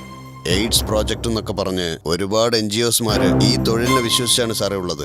ഇതുകൂടാതെ ഇന്റർനെറ്റ് സെക്സ് സിനിമ കൊണ്ട് വർഷത്തിൽ 6000 കോടി രൂപയാണ് ബ്ലാക്ക് മണിയായിട്ട് ഇന്ത്യയിൽ വന്ന് കുമിയുന്നത്. അടുത്ത കണക്ക് ഞാൻ പറയട്ടെ. ഇന്ത്യയിൽ മാത്രം 1 കോടി എയ്ഡ്സ് രോഗികളാണുള്ളത്. വർഷത്തിൽ 5 ലക്ഷം പേർക്കാണ് ഈ രോഗം പിടിപെടുന്നത്. ലോകത്തിൽ വെച്ച് എയ്ഡ്സിന് 1-ാം സ്ഥാനം സൗത്ത് ആഫ്രിക്കയ്ക്കാണ്. 2-ാമത്തെ നാട് ഇന്ത്യയും. ഇന്ത്യ എന്തുകൊണ്ടാണ് 2-ാമതായത്? കാരണം നമ്മുടെ കേരളം തന്നെ. മുംബൈയിലും കൊൽക്കത്തയിലുമൊക്കെ സെക്സ് വയലൻസ് എന്നൊന്നില്ല സാറേ. എന്താണെന്നറിയോ? അവിടെ വ്യഭിചാര പണി ലൈസൻസോടെയാണ് നടന്നുകൊണ്ടിരിക്കുന്നത്. സാറേ, അത് മുംബൈയും കൊൽക്കത്തയാണ്. മുംബൈയും കൊൽക്കത്തയൊക്കെ വിദേശത്താണ് സാറേ ഉള്ളത്. അതും ഈ ഇന്ത്യയിൽ തന്നെയല്ലേ ഉള്ളത്. എല്ലാവരും ഒത്തൊരുമയോടെ ഉണ്ടാവണമെന്ന് പറയുന്നില്ലേ? ഇതിന് മാത്രം എന്തിനാ സാറേ നിങ്ങൾ വേർതിരിക്കുന്നത്?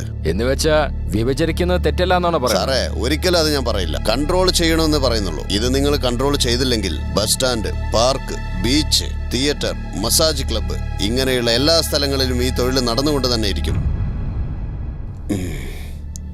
സാറേ, സിറ്റിയിലുടനീളം ശൗചാലയം ഉള്ളത് കൊണ്ടാണ് സിറ്റി നാറാതിരിക്കുന്നത്. മലമൂത്രം പോലെ തന്നെ ഈ സെക്സും ഒരുതരം ശാരീരിക രോഗമാണ്. നാട്ടിൽ ശൗചാലയം ഇല്ലെങ്കിലേ നാട് തന്നെ നാറിപ്പോവും സാറേ. പണി കിട്ടിയെന്നാ തോന്നുന്നത്. വ്യഭിചാരി, വേശ്യ, പൊലയാടി, ദേവദാസി എന്നൊക്കെ ഇവർക്ക് ഒരുപാട് പേരുകളുണ്ട്. എന്ത് മറുപടി പറയണ? ഇതൊക്കെ ഗവൺമെന്റ് പ്രശ്നമല്ലേ സാറേ? മുല്ലപ്പെരിയാർ, നീനുവിന്റെ വധക്കേസ്, ഇങ്ങനെ ഗവൺമെന്റിന് ഒരുപാട് പ്രശ്നങ്ങളുണ്ട്. ഇത് ജനങ്ങളുടെ പ്രശ്നമാണ്. എവിടെ പോയി ജനങ്ങളൊക്കെ? ഞങ്ങൾ തന്നെയാണ് ജനങ്ങൾ. സാറേ, എനിക്ക് BP കൂടുന്നുണ്ട്. അല്ല, ഒരു കാര്യം കൂടി ഞാൻ പറയാം, അതുകൂടെ കേൾക്കൂ. കേറിയ BP താഴോട്ട് ഇറങ്ങിക്കോളൂ. പറയണം സാറേ. ഗവൺമെന്റ് തന്നെ ബീവറേജ് തുടങ്ങിയതുകൊണ്ട് വാറ്റ് ചാരായം ഇല്ലാതായതുപോലെ ഈ തൊഴിലിനൊരു അംഗീകാരം കിട്ടുവാണെങ്കിൽ നഗരം കുറച്ചുകൂടെ നന്നാവും. സെക്സ് രോഗങ്ങൾ ഒരുപാട് കുറയും, ബലാത്സംഗങ്ങൾ ഇല്ലാതെയാവും, വ്യഭിചാരികൾ എല്ലാവരും സുരക്ഷിതരാവും, പെൺവാണിഭം കുറയും, ഓൺലൈനുകൾ മുഖാന്തരമുള്ള അഴിമതികൾ കുറയും, ചോരക്കുഞ്ഞുങ്ങളെ ഉപേക്ഷിക്കുന്ന പ്രവണത കുറയും. മാത്രമല്ല, നിങ്ങളെപ്പോലെയുള്ളവരുടെ ശല്യവും കുറയും സാറേ.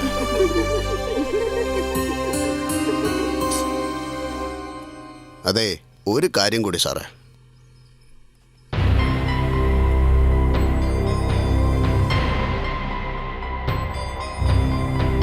മിക്ക സ്ഥലങ്ങളിലും വ്യഭിചാര ജോലി ചെയ്യുന്ന പെണ്ണുങ്ങളില്ലെന്നാണ് അറിവ്. അങ്ങനെ ഉണ്ടായാൽ തന്നെ വിരലിൽ എണ്ണാവുന്ന പെണ്ണുങ്ങൾ മാത്രമേ ഉള്ളൂ എന്നാണ് കണക്ക്.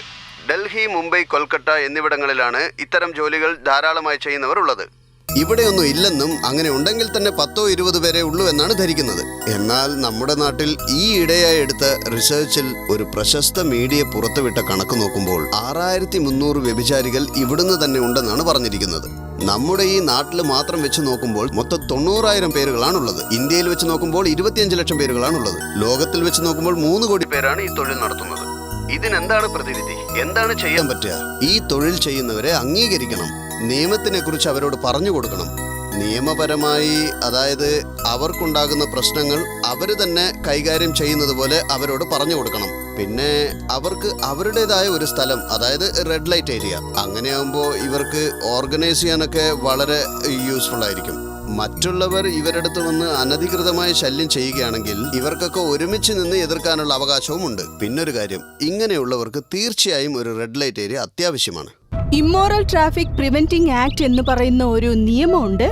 അതിന് മലയാളത്തിൽ സത്യം പറയുകയാണെങ്കിൽ കൃത്യമായ ഒരു അർത്ഥം ഇല്ലെന്ന് തന്നെ പറയാം. വ്യഭിചാര പ്രതിരോധ നിയമം എന്ന് പറയാറുണ്ട്. ഈ വ്യഭിചാര പ്രതിരോധ നിയമത്തിന്റെ പ്രാധാന്യം എന്താന്ന് നോക്കുകയാണെങ്കിൽ 2 കാര്യങ്ങളാണ്. ഒരെണ്ണം, prostitution per se is not an offence എന്ന കാര്യം പ്രത്യേകമായി എടുത്തു പറഞ്ഞിട്ടുണ്ട്. സോ ഈ വ്യഭിചാരം ചെയ്യുന്ന ജോലി തെറ്റല്ല എന്നാണ് പ്രധാനമായും പറഞ്ഞിട്ടുള്ളത്.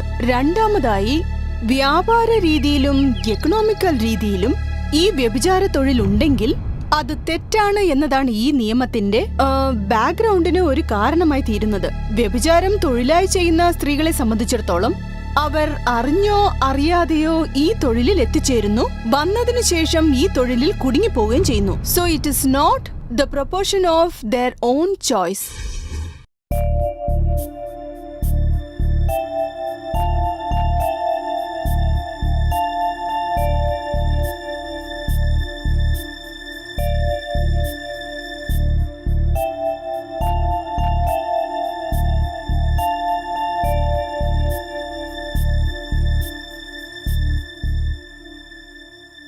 ഇതൊക്കെ എങ്ങനെയുണ്ട്? എല്ലാരും ഗ്രൂപ്പായിട്ട് വന്നിരിക്കുകയാണല്ലേ? ഇന്റർവ്യൂ അതെന്നൊക്കെ പറഞ്ഞിട്ട് എന്റെ ഡ്യൂട്ടി സമയം വെറുതെ കളയാണല്ലേ? ഓക്കെ, എന്നെ അകത്ത് കേട്ടോ. വിട്ടോ വിട്ടോ, നിങ്ങൾ വിട്ടോ. പോവാല്ലേ പറഞ്ഞ്? ചെല്ല് ചെല്ല്, അകത്ത് കയറ്റേ. വേഗം വേഗം ചെല്ല്, പോവാല്ലേ പറഞ്ഞ്? ഒന്ന് പോകുന്നുണ്ടോ സാറേ? വെറുതെ വാച അടിച്ചോണ്ടിരിക്കണം. അയ്യോ, ഇതെന്താ ഈ സാർ? ഒരു ഉത്തരവാദിത്വം ഇല്ല. ബ്രദർ, ഇത് ശരിയാവില്ല. ഒരു കാര്യം ചെയ്, വെള്ളോട്ടം വിളിച്ചോ.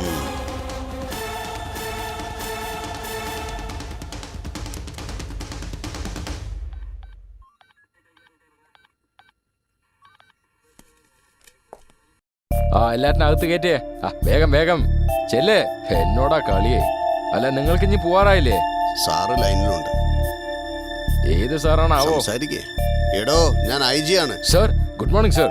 എടോ, അവനൊരു പ്രശ്നക്കാരനാണ്. എനിക്ക് വളരെ വേണ്ടപ്പെട്ടവനാ. അയാൾ എന്ത് ചോദിച്ചാലും സമ്മതിച്ചു കൊടുത്തേക്ക്. ഇല്ലെങ്കിൽ പിന്നെ നമുക്കായിരിക്കും തലവേദന. ഫോൺ അദ്ദേഹത്തിന് എടുത്ത് കൊടുത്തേ. പറയൂ സാറേ. ഹലോ സാർ, ഇൻസ്പെക്ടറോട് ഒക്കെ ഞാൻ പറഞ്ഞിട്ടുണ്ട് സാറേ. No problem, you continue. Okay, thank you. നേരിട്ട് വന്ന് ഞാൻ കാണുന്നുണ്ട് സാർ. എന്താ സാർ, ഐജിനെ പരിചയമുണ്ടെന്ന് ഒരു വാക്ക് പറയാൻ ചോദിച്ചില്ലല്ലോ. IG-യോ? 11 പണി കിട്ടി. സാറ് പറ, എന്താ ഞാൻ ചെയ്യേണ്ടത്? ഇപ്പൊ തന്നെ എല്ലാം റിലീസ് ചെയ്യാം. വേണ്ട, ഇനി ഞങ്ങൾ പുറത്തു പോയാൽ ഒരുപാട് ലേറ്റാവും. വൈകുന്നേരം വരെ ലോക്കപ്പിൽ തന്നെ ഇരുന്ന് എന്റെ ഇന്റർവ്യൂ തീർത്തേക്കാന്ന് വിചാരിക്കുന്നു. സാറേ, വേണമെങ്കിൽ ലോക്കപ്പിന് വാടക തന്നേക്കാം. എല്ലാരും ആഗ്രഹം പുറത്തു പോകണമെന്നാണ്, നിങ്ങളാണ് അകത്ത് പോകണമെന്ന് ആഗ്രഹിക്കുന്നത്. ശരി സാർ. എടോ നായരെ, സാറിന് ആ ലോക്കപ്പ് ഒന്ന് തുറന്നു കൊടുത്തേ. Very good. ബ്രദർ, ഇനി നിങ്ങളുടെ ഇന്റർവ്യൂവിനെ ആരും ഡിസ്റ്റർബ് ചെയ്യില്ല. എന്തെങ്കിലും എമർജൻസി ഉണ്ടെങ്കിൽ ഉടനെ എന്നെ വിളിച്ചാൽ മതി. Thank you bro. Thank you very much. Thank you. Thank you. Hello inspector, keep it up. Okay ma'am.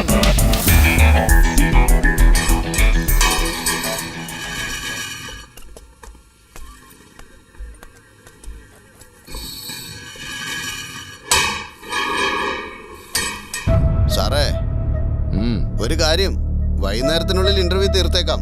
ഞങ്ങളുടെ തീരുമാനം തെറ്റോ ശരിയോ എന്ന് ശരിക്കിരുന്നൊന്ന് ആലോചിക്കും സാറേ.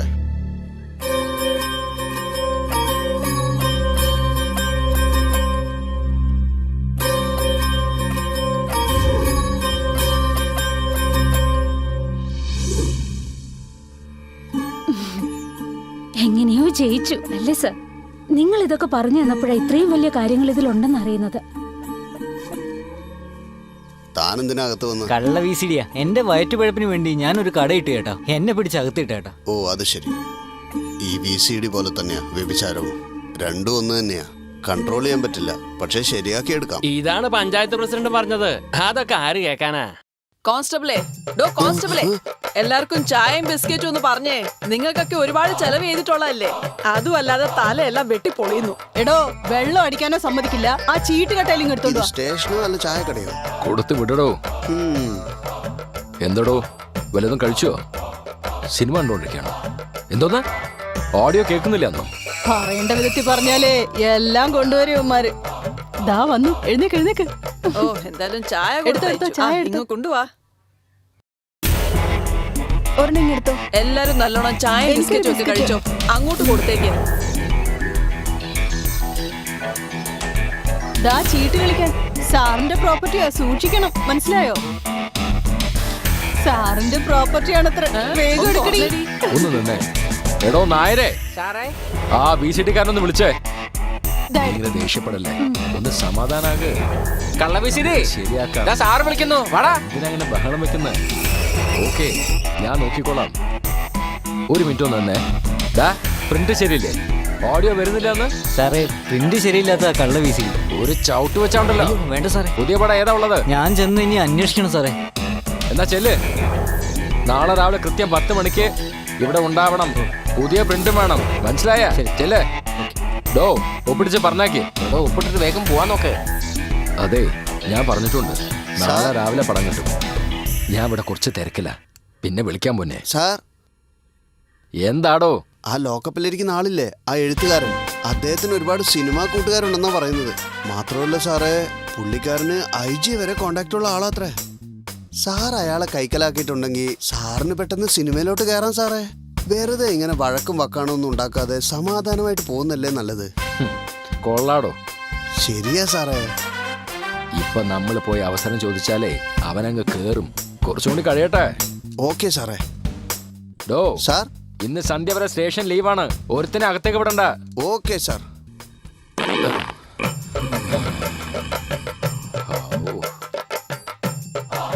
മോളെ, അന്നൊരു രമേശ് എന്ന് പറഞ്ഞ ചെറുക്കൻ വന്നില്ലേ, അയാളെ പറ്റി ഇങ്ങേരുടെ അടുത്ത് പറ. ആരാണ് രമേശ്? അത് വലിയൊരു സംഭവമാ സർ. ചില സമയത്ത് കോൺട്രാക്ട് കിട്ടുമ്പോൾ ലൈനിൽ പോയേണ്ടി വരും. അങ്ങനെ ഒരു സമയത്ത് ഒരു ചെറിയ ചെക്കനെ കണ്ടു.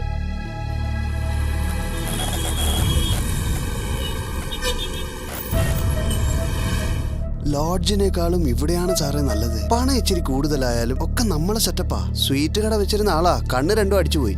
സ്വന്തം വീടാ. ഈ തൊഴിൽ തുടങ്ങാൻ ഞാനാ പറഞ്ഞു കൊടുത്ത്. പണം ഒന്നും നോക്കണ്ട സാറേ, നമ്മളൊക്കെ ഒരു കുടുംബമായില്ലേ.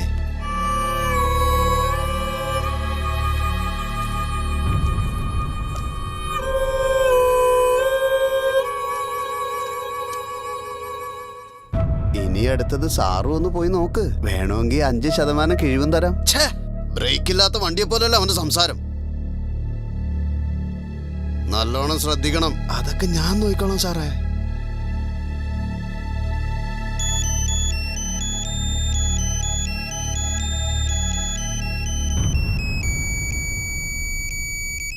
എന്താ സാറേ? 1 മണിക്കൂർ വെയിറ്റ് ചെയ്യേണ്ടി വരും. ഫ്രീ ആവുമ്പോൾ ഞാൻ തന്നെ അങ്ങോട്ട് വിളിക്കാം.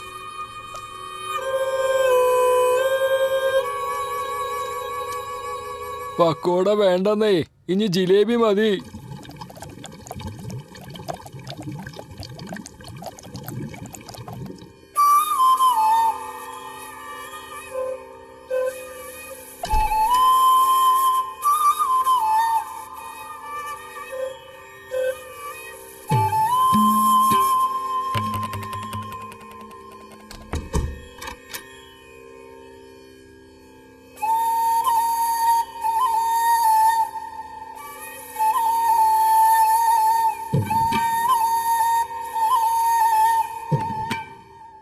പുതിയതാണോ? ഈ ലൈറ്റ് വേണമെങ്കിൽ ഓഫ് ചെയ്യാം കേട്ടോ.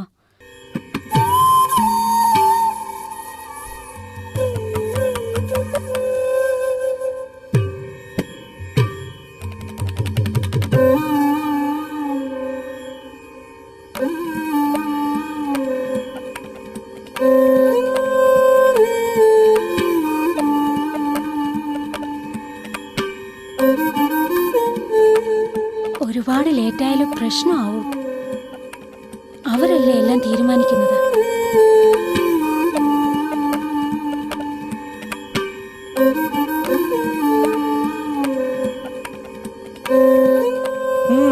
എന്നെ തൊടല്ലേ. എനിക്ക് ഒട്ടും ഇഷ്ടാവുന്നില്ല കേട്ടോ. നിങ്ങൾ വിചാരിക്കുന്ന പോലെ അല്ല ഞാൻ.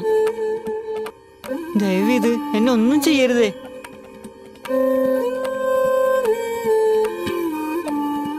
അരമണിക്കൂർ കഴിഞ്ഞ് ഞാൻ തന്നെ പോയേക്കാം ചേച്ചി. ഇപ്പൊ ചെന്നാ തല്ല് കിട്ടും. പ്ലീസ് ചേച്ചി, എന്നെ പറഞ്ഞു കേക്കല്ലേ ചേച്ചി. പ്ലീസ് ചേച്ചി, പ്ലീസ് ചേച്ചി.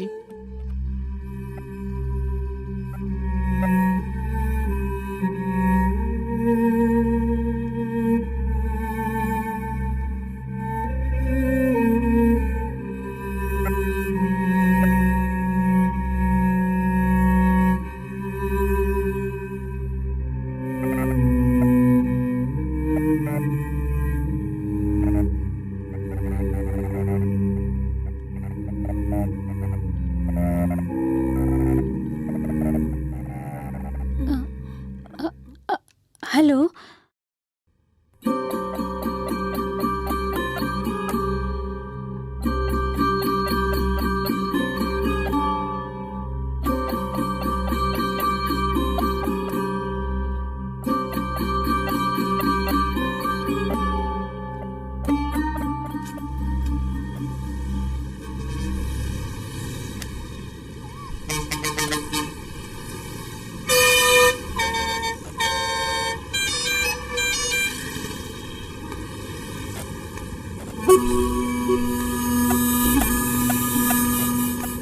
അച്ഛാ, അച്ഛാ, അച്ഛാ.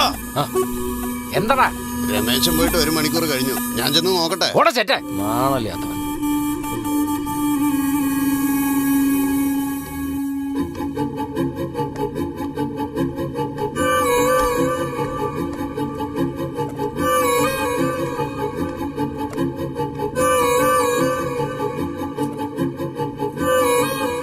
അമ്മവാ, ഇവിടെ ഒരുത്തൻ ഉണ്ടായിരുന്നല്ലോ. അവനോടെ പോയി. അവൻ ജിലേബി വാങ്ങാൻ പോയിരിക്കുക.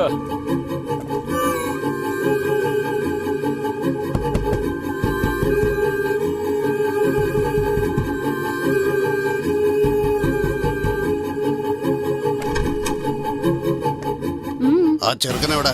നിങ്ങളാരാ? ചേട്ടനാ. നിങ്ങളാണോ അവൻ പറഞ്ഞ ആ ചേട്ടൻ? അവൻ ഇവിടെ ഇല്ല. ഇല്ലെന്നോ? മാറടി രമേശേ. രമേശ്, എന്താ ഈ ചെയ്യുന്നത്? എടാ നീ എവിടെയാ ഉള്ളത്? അവൻ ഇവിടെ ഇല്ലെന്ന് പറഞ്ഞില്ലേ? എടാ രമേശ്, നായ കേറി വരുന്ന പോലെ വരികയാണല്ലോ. എന്തോന്ന് നായോ? ആരാടി നായ? പറയടി, എവിടെയാടി അവൻ? മര്യാദക്ക് പറഞ്ഞോ. പറയാൻ.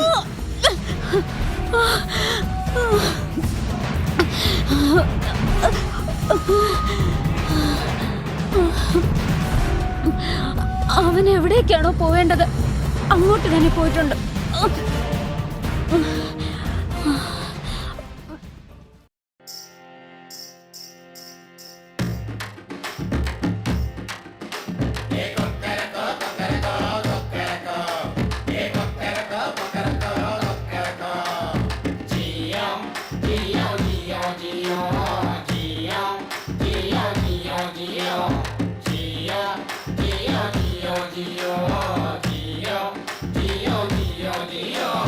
സുന്ദരി പെണ്ണേ, എടി സുന്ദരി പെണ്ണേ, പാതി പെണ്ണേ, സ്വന്തമെല്ലാം വെടിഞ്ഞു വന്ന ദൈവത്തിന്റെ പൊന്നല്ലേ നീ സുന്ദരി പെണ്ണാളെ. ഞാനഴകും നീ ഒരു പെണ്ണഴകും കൂടിയ സുന്ദരി പെണ്ണേ, എടി സുന്ദരി പെണ്ണേ, പാതി പെണ്ണേ, സ്വന്തമെല്ലാം വെടിഞ്ഞു വന്ന ദൈവത്തിന്റെ പൊന്നല്ലേ നീ സുന്ദരി പെണ്ണാളെ. ദൈവത്തിനും വേണ്ടവള എന്തെന്നും വാഴുക നീ.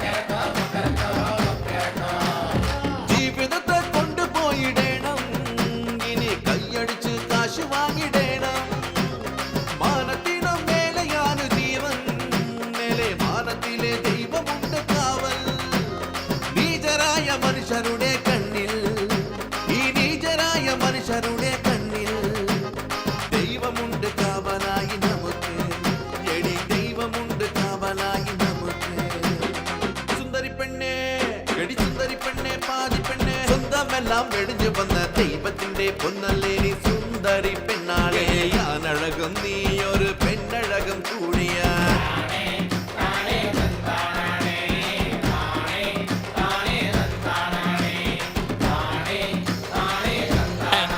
വേണ്ടാത്തതൊക്കെ കഴിച്ചിട്ടുണ്ടെങ്കിലേ ഇങ്ങനെയാണ് ഗർഭിണി സ്ത്രീകളെ പോലെ ഛർദ്ദിക്കുക. അല്ല ഇതേതാണ് ശബി? ഏതോ കസ്റ്റമർ ആണ് കേട്ടോ. ഹായ് മേനകി. അവളുടെ അമ്മൂമ്മയുടെ മേനക. ദാ, ആരാ നിങ്ങളൊക്കെ?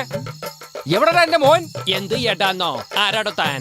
മര്യാദക്ക് സംസാരിച്ചില്ലെങ്കിലേ പല്ലൊന്നും കാണില്ല കേട്ടോ. ചേച്ചി ഇവരാണ് ഗണേശന്റെ അച്ഛനും ചേട്ടനും. ഓ ഇതാണോ ആ മുതലുകള്? എന്താടോ തനിക്ക് മകനെ കാണണോ?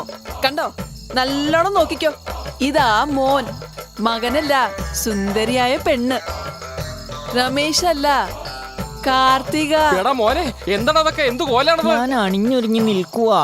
എന്റെ മോനെ ഇങ്ങനത്തെ ഒരു അവസ്ഥയിലാക്കിയ നിങ്ങളൊന്നും വെറുതെ വിടില്ല ഞാൻ. എല്ലാറ്റിനും കത്തിച്ചു കളയും ഞാൻ. കാണോ? നാക്ക് പിഴുതെടുക്കും ഞാന്. എന്തുവാണ് പേര്? സത്യവാൻ. ഇതെന്തോന്ന് ചവറ് പേര്?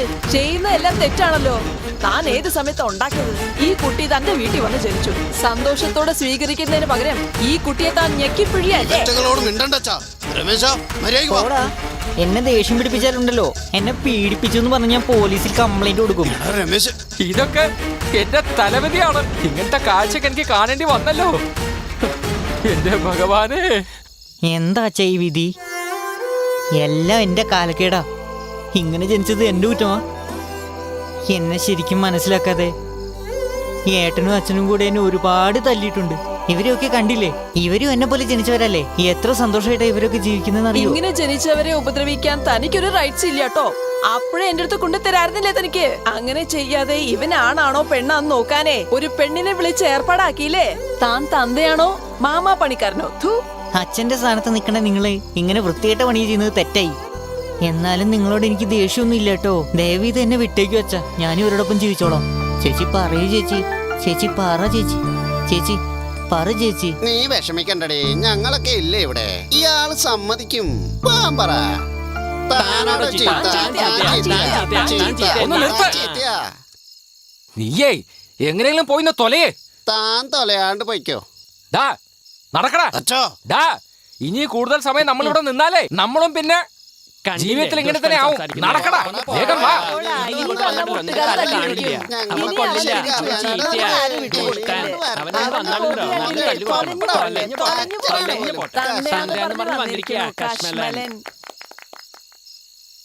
വളരെ നന്ദി ചേച്ചി. ഇതിനൊക്കെ എന്തിനാ താങ്ക്സ് പറയുന്നത്? നിന്നെ കണ്ട എനിക്കൊരു അസൂയൊക്കെ വരുന്നുണ്ട്. അവളുടെ നാണം കണ്ടോ?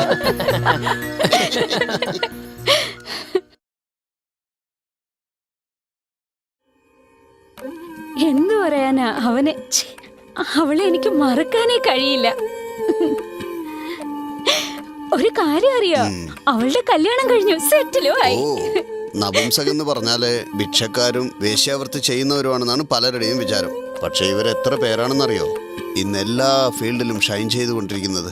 പക്ഷെ സമൂഹം അവരെ വളരെ വിചിത്രമായിട്ടാ കാണുന്നത്. ബാത്റൂം മുതല് പാസ്പോർട്ട് എടുക്കുന്നത് വരേക്കും അവർക്ക് എന്തുമാത്രം ബുദ്ധിമുട്ടുകളുണ്ടെന്ന് അറിയോ? ഇവിടെ മാത്രമാണ് അങ്ങനെ. നോർത്തിലൊക്കെ കോസ്റ്റ്യൂം ഡിസൈനറായിട്ടും മേക്കപ്പ് വുമണായിട്ടും എങ്ങനെയൊക്കെ ഷൈൻ ചെയ്യുന്നുണ്ടെന്നറിയോ? സെക്സിൽ ഹോമോ, ലെസ്ബിയൻ, ഇങ്ങനെ പലതരം വെറൈറ്റി ഉണ്ട്. ഇതിൽ തെറ്റൊന്നുമില്ലെന്ന് നമ്മുടെ ഈ നാട്ടിൽ കോടതി തന്നെ പ്രഖ്യാപിച്ചു കഴിഞ്ഞില്ലേ? അംഗീകരിക്കുന്നുണ്ടോ ഇല്ലയോ, അതാണ് സത്യം. Sorry for the disturbance. നിങ്ങൾ കണ്ടിന്യൂ ചെയ്തോ. എന്താ സാർ? വേണ്ട വേണ്ട, അവിടെ നിന്നോളൂ. എന്നെ തെറ്റിദ്ധരിക്കരുത്, എനിക്ക് നിലത്തിരിക്കാൻ കഴിയില്ല. കുഴപ്പമില്ല സാർ. ശരി സാർ, ശരി സാർ. സാറ് നടന്നതൊക്കെ മറക്കണം. ഇപ്പോഴാണ് ഞാൻ സാറിനെ കുറിച്ച് അറിഞ്ഞത്. സാറേ, പോലീസ് ജോലിയാണെങ്കിലും കുട്ടിക്കാലം തൊട്ട് കലയോടാണ് എനിക്ക് കൂടുതൽ താല്പര്യം. പാർട്ട് ടൈമായി സിനിമയിലൊക്കെ ശ്രമിക്കാറുണ്ട്. പിന്നെ മനസ്സിൽ തോന്നിയ കവിത എഴുതി വെക്കുകയും ചെയ്യും. ഞാനൊന്ന് വായിച്ചു കേൾപ്പിക്കാം, സാറൊന്ന് കേട്ടു നോക്കൂ. Sir thank you sir. പ്രേമം പൂത്തൊരഞ്ഞു. ഇതാണ് സർ ടൈറ്റില്. നിന്റെ കണ്ണിൽ ഞാനും എന്റെ കണ്ണിൽ നീയും നോക്കി. നീ എന്നെ നോക്കിയപ്പോൾ ഞാനും നിന്നെ നോക്കി. അങ്ങനെ തമ്മിൽ തമ്മിൽ നോക്കി.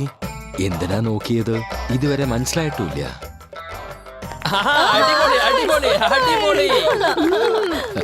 Thank you thank you. ഈ കവിത കേട്ടാ ചെവിന്ന് ചോര വരും. ഈ കവിത മനോരമയിലേക്ക് അയച്ചിട്ടുണ്ട് സർ. കവിത കൊള്ളാമോ സാർ? വളരെ നന്നായിരുന്നു. കുറച്ചുകൂടെ പുതുമയാകാമായിരുന്നു. എന്റെ ലക്ഷ്യം അഭിനയമാണ് സർ. ഇത് ചുമ്മാ തോന്നുമ്പോഴൊക്കെ എന്റെ പേര് അഭിലാഷ് എന്നാണ്. അഭിനയത്തിന് വേണ്ടി അനൂപ് മേനൻ എന്ന് എന്റെ പേര് മാറ്റി സർ. സാറിപ്പോ ബിസി ആയിരിക്കും, ഒരുപാട് സംസാരിക്കാറുണ്ട്. നമുക്ക് പിന്നെ കാണാം. തീർച്ചയായും. ഓക്കെ സർ, നിങ്ങൾ കണ്ടിന്യൂ ചെയ്തോളൂ. അടുത്ത പ്രാവശ്യം വരുമ്പോ ഇതുപോലെ നല്ലൊരു കവിതയായിട്ട് വരാം സർ. എന്താ സർ ഈ ഇൻസ്പെക്ടർ ഇങ്ങനെ ആയിപ്പോയത്? അതിലെന്താ തെറ്റ്? ഈ തിരക്ക് പിടിച്ച ജീവിതത്തിൽ കവിത എഴുത്ത് വലിയ കാര്യമാ. ഓ ആട്ടെ, ഇതുപോലെ പ്രൊഫഷണൽ ആയിട്ടുള്ള ആരെങ്കിലും നിന്റെ ജീവിതത്തിൽ വന്നിരുന്നു? അതെ സാർ, ചെന്നൈയിലെ വലിയൊരു സൈക്കാട്രിസ്റ്റാ. എന്റെ ഒരു ഫ്രണ്ടാണ് അദ്ദേഹത്തിന് പരിചയപ്പെടുത്തി തന്നത്. മറ്റുള്ള കസ്റ്റമേഴ്സ് പോലെ ആയിരുന്നില്ല അദ്ദേഹം. എന്നോട് നന്നായി സംസാരിക്കുമായിരുന്നു. ഇടയ്ക്കിടയ്ക്ക് ഫോൺ ചെയ്ത് എന്നെ ഹോട്ടൽ റൂമിലേക്ക് ക്ഷണിക്കുമായിരുന്നു. ഒരു ദിവസം പെട്ടെന്ന് എന്നെ ഫോൺ ചെയ്ത് വേഗം എന്നോട് എത്താൻ പറഞ്ഞു.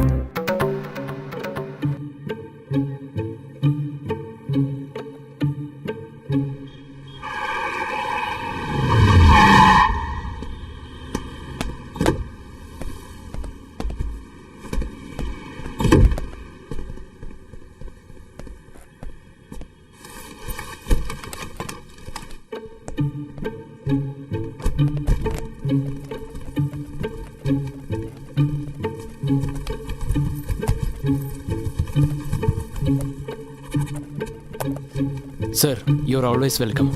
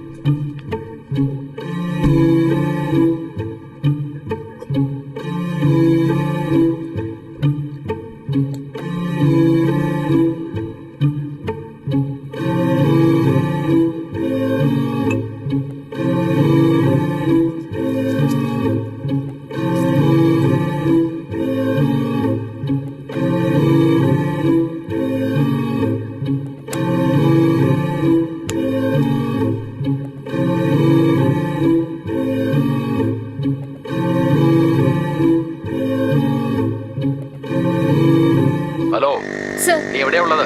അങ്ങോട്ട് തന്നെ പോയിട്ടുണ്ട്.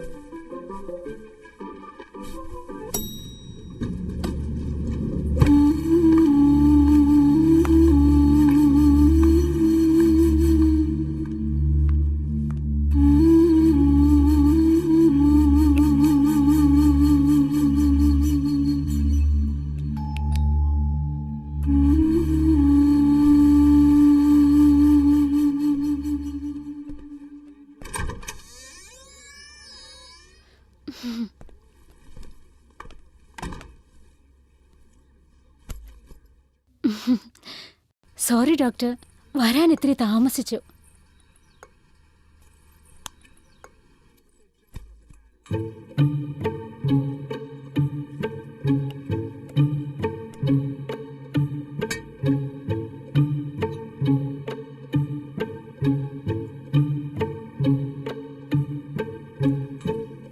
വീട്ടിൽ എന്തെങ്കിലും പ്രശ്നമുണ്ടോ ഡോക്ടർ? വീടെന്ന് പറഞ്ഞാൽ തന്നെ പ്രശ്നമല്ലേ?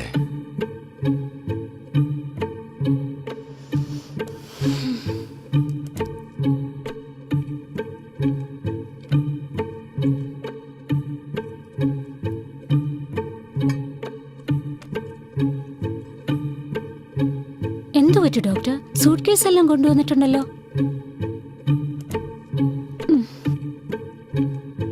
വൈഫ് തിരിച്ചു വന്നിട്ട് വീണ്ടും പ്രശ്നം ഉണ്ടാക്കിയോ?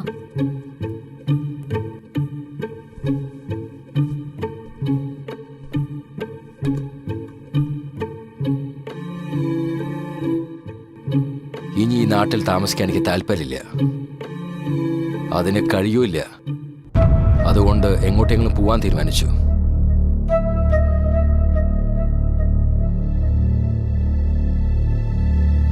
പോകുന്നതിന് മുമ്പ് നിന്നെ ഒന്ന് എനിക്ക് കാണണം തോന്നി.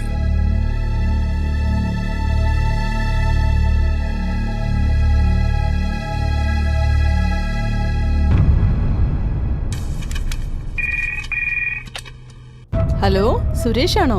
സാറേ, നിങ്ങളുടെ അപ്പോയിന്റ്മെന്റ് നാളെയാണ്. ഇദ്ദേഹം സിറ്റിയിലെ നമ്പർ 1 ഡോക്ടറാ. Token number 1 Sivan. ഭാര്യയാണോ അവള്? രാക്ഷസിയ. സാറിനെ കണ്ട് സംസാരിക്കുന്നത് കൊണ്ടാ ഞാൻ ജീവിച്ചിരിക്കുന്നത്. ജീവിക്കാനും സമ്മതിക്കുന്നില്ല, മരിക്കാനും സമ്മതിക്കുന്നില്ല. ഭയങ്കര ടോർച്ചറാ സാറ്. എന്റെ പിള്ളേർക്ക് വേണ്ടിയാ ഞാൻ ജീവിക്കുന്നത്. കൂൾ. ഒരുപാട് വഴക്കിട്ട് കഴിഞ്ഞാ എനിക്കൊരു ഫോൺ ചെയ്താൽ മതി. രണ്ടുപേരും പോയി ഒരു റെസ്റ്റോറൻറ്റിൽ കൂളായി 2 ഫലൂഡ ഐസ്ക്രീം കഴിക്കാം. പട്ടി കുറയ്ക്കുന്നത് അത്ര കാര്യമാക്കണോ? നായയല്ല സാറേ, പ്രേതവാ. Devil, devil.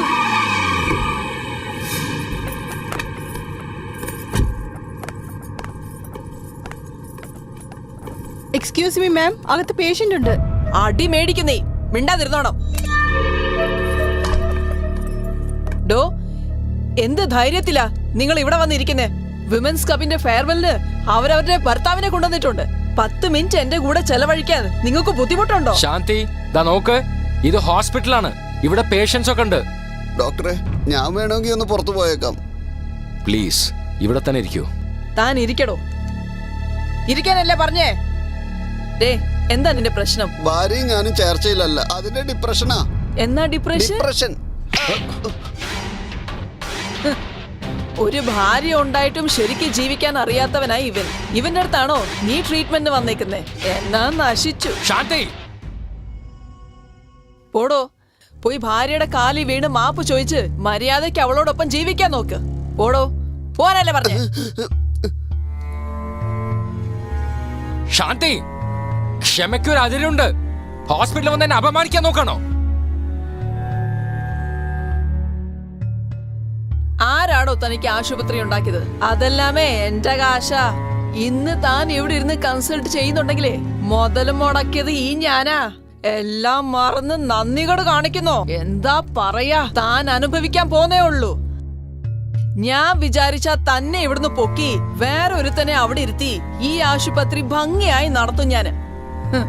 നമ്മള് രണ്ടുപേരും പിരിയാനേ കുട്ടികളില്ലെന്നുള്ള ഒറ്റ കാരണം മതി. ഡൈവോഴ്സ്.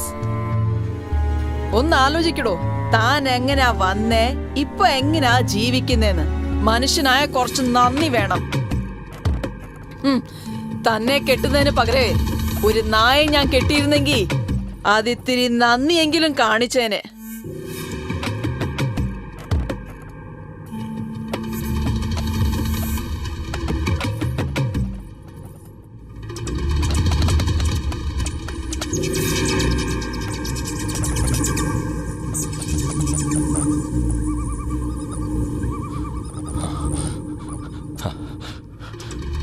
ഈ സിറ്റിയിലത്തെ നമ്പർ 1 ഡോക്ടറാ ഞാൻ. എത്രയോ മാനസിക രോഗികളെ ചികിത്സിച്ച എനിക്ക് എൻ്റെ ഭാര്യയെ ചികിത്സിക്കാൻ എനിക്ക് കഴിഞ്ഞില്ല. അവളുടെ അസുഖത്തിന്റെ പേരെന്താണെന്ന് അറിയോ? കാശിന്റെ കൊഴുപ്പ്. എന്റെ ബുദ്ധിയെ ചെരുപ്പ് കൊണ്ട് അടിക്കണം. കഷ്ടപ്പെട്ട് സ്കോളർഷിപ്പിൽ പഠിച്ച എന്റെ പഠിപ്പിന് എന്റെ അച്ഛന്റെ അമ്മയുടെയും വാക്ക് കേട്ട് വെറും പണത്തിന് വേണ്ടി മാത്രം എന്റെ ജീവിതം തന്നെ കളഞ്ഞു. എന്നെ പോലൊരു പഠിച്ച വ്യക്തി ഇവളെ പോലെ ഒരു പണക്കാരുടെ അടുത്ത് വില പോകുന്നത് കാലാകാലമായി കണ്ണുകൊണ്ട് കാണുന്ന ഒരു സ്ഥിരം പതിവായിരിക്കുന്നു ഇത്. ഇവിടെ ഞാൻ മാത്രമല്ല, എന്നെ പോലെ ഒരുപാട് ആളുകൾ ഈ ലോകത്തിലുണ്ട്. അവരൊക്കെ മിണ്ടാതെ ജീവിക്കാണ്. എന്നെ അവൾ എത്ര പ്രാവശ്യം അവമാനിച്ചാലും അവള് പതിവ്രതയാണ്. ഞങ്ങളുടെ ദാമ്പത്യ ജീവിതം തകർന്ന് ഒരുപാട് വർഷങ്ങളായി. അറിയാതെ ഞാൻ അടുത്ത് പോയ അവളൊരു മുതലാളിയും ഞാനൊരു ജോലിക്കാരൻ എന്ന ചിന്തയാണ് അലട്ടിക്കൊണ്ടിരുന്നത്. 4 മതിൽക്കെട്ടിനകത്ത് അവളെ എപ്പോഴും എന്നെ അനാവശ്യമേ പറയൂ. അതൊക്കെ ഞാൻ സഹിച്ചിട്ടുണ്ട്. എന്നാൽ ആസ്പത്രിയിൽ വന്ന് പേഷ്യന്റെ മുമ്പിൽ വെച്ച് അവളെന്നെ അപമാനിച്ചത് എനിക്കത് സഹിക്കാൻ കഴിഞ്ഞില്ല.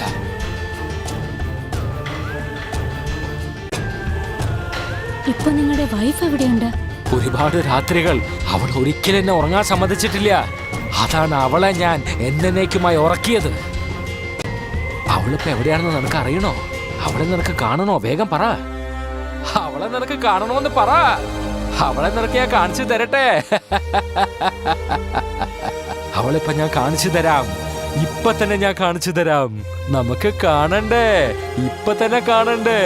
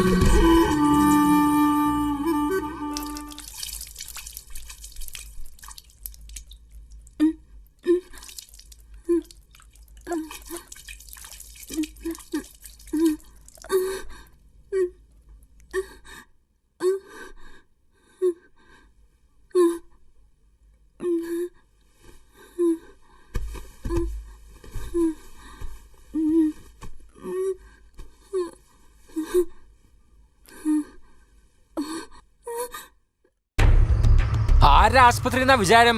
ഇതെല്ലാം എന്റെ പണമാണ്. ഈ ആസ്പത്രി ഉണ്ടാക്കി തന്നത് ആരാണ്? എല്ലാം ഞാൻ പണം മുടക്കി ഉണ്ടാക്കിയതാണ്.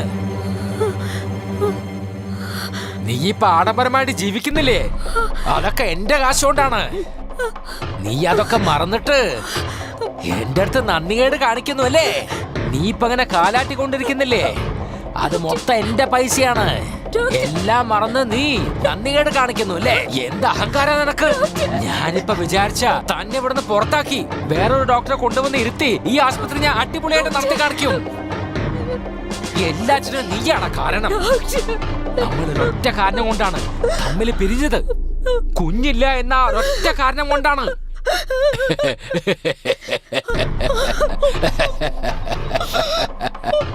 ഞാൻ വിചാരിച്ചാൽ നിന്നെ ഇവിടുന്ന് ചവിട്ടി പുറത്താക്കി വേറൊരു ഡോക്ടറെ കൊണ്ടുവന്ന് ഇരുത്തി അടിപൊളിയായിട്ട് ഞാൻ ആസ്പത്രി നടത്തും.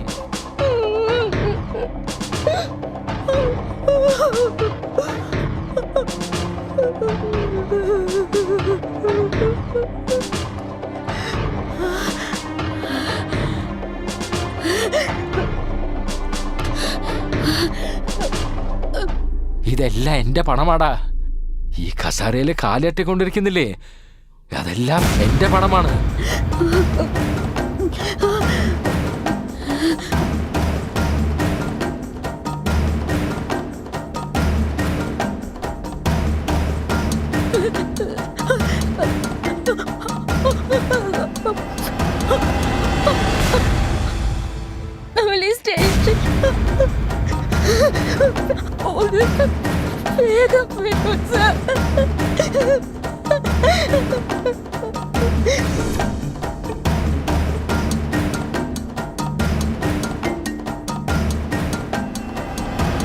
ആ ഒരു സംഭവം എനിക്ക് ഒരിക്കലും മറക്കാൻ കഴിയില്ല സർ. ആ ഡോക്ടറെ എനിക്കറിയാം. അയാളെ കുറിച്ച് ഞാൻ പത്രത്തിൽ വായിച്ചിരുന്നു. ഒരു സൈക്യാട്രിക് ഡോക്ടർ തന്നെ സൈക്കോ ആയല്ലേ? അവർക്ക് നല്ലൊരു ദാമ്പത്യം ഉണ്ടായിരുന്നെങ്കിൽ ഒരിക്കലും ഇങ്ങനെയൊന്നും സംഭവിക്കില്ല സർ. സത്യമാണ്.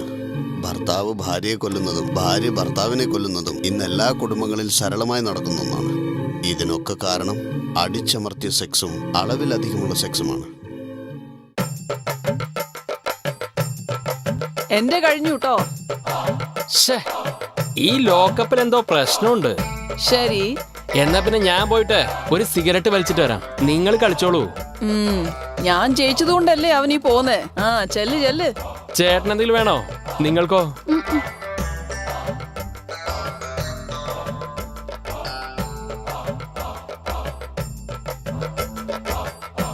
സാറേ, എന്താ വൈകി ഭക്ഷണം കഴിക്കുന്നേ? എടോ, കഴിപ്പിക്കാൻ എവിടെ സമ്മതിക്കുന്നത്? എന്തായാലും കവിത അടിപൊളിയായിട്ടുണ്ട് സാറേ. സാറേ, കുറെ നേരമായി ഓട്ടോ വെയിറ്റ് ചെയ്യുന്നു. ഞാനൊന്ന് പോയി നോക്കിയിട്ട് വരാം. ചെല്ല്.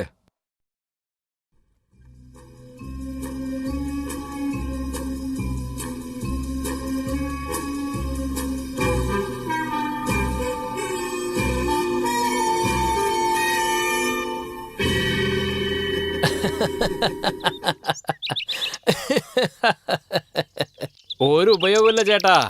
5 പൈസ ചെലവാക്കാതെ കാര്യം സാധിക്കാനുള്ള പരിപാടിയാണ്. ഇപ്പം എന്തായാലും കാര്യം നടക്കില്ല ചേട്ടാ. എന്നാ പിന്നെ ഞാൻ പിന്നെ വിളിച്ചോളാം. ഓക്കെ, ആ ശരി. ഹലോ, എവിടേക്കും പോണ്ട, ഇവിടെ തന്നെ ഇരുന്നോട്ടോ. കാശ് നിറയെ വാങ്ങിയിട്ട് അവരെ സന്തോഷിപ്പിക്കുന്നത് എനിക്ക് വളരെ വലിയ കാര്യമൊന്നുമല്ല. കിട്ടുന്നത് കൊണ്ട് സന്തോഷപ്പെടണം. അതുകൊണ്ടല്ലേ എല്ലാവരും നിന്നെ അന്വേഷിച്ചു വരുന്നത്. ശരിയാണ് സർ. ലോകത്തിലെ ഏറ്റവും വലുത് സ്നേഹമാണ് സർ. അത് എന്ത് സഹിക്കാനും പൊറുക്കാനുമുള്ള ശക്തി നൽകും.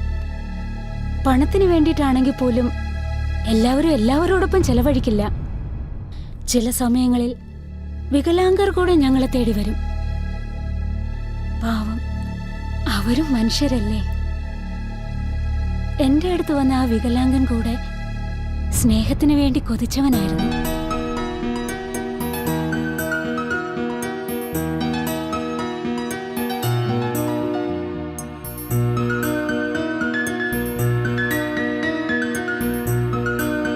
നിങ്ങള് ഭയങ്കര സുന്ദരിയാട്ടോ.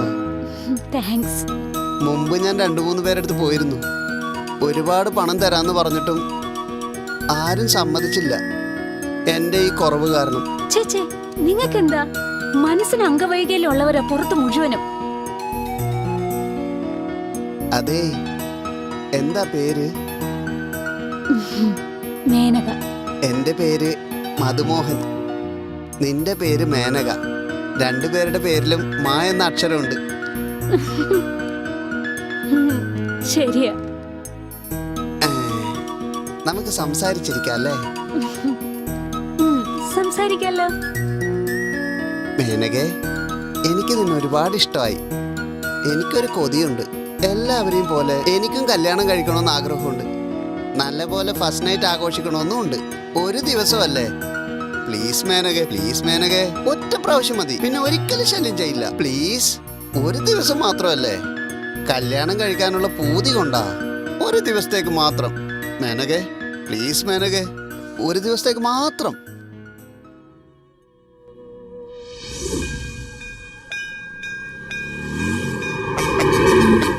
എന്റെ കാവിലമ്മേ, ഇവളെ എന്റെ ഭാര്യയായിട്ട് കിട്ടുവാണെങ്കിൽ അമ്പലപ്പണിക്ക് ഞാൻ 10 ചാക്ക് സിമന്റ് മേടിച്ചു തരാം.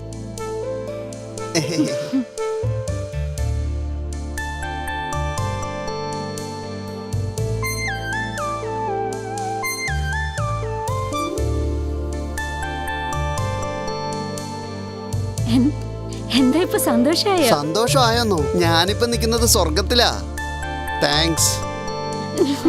സന്തോഷം കൊണ്ട് നാട് മുഴുവനും വാങ്ങിച്ചു കൂട്ടുമെന്ന് തോന്നുന്നു. കേറിക്കോളൂ.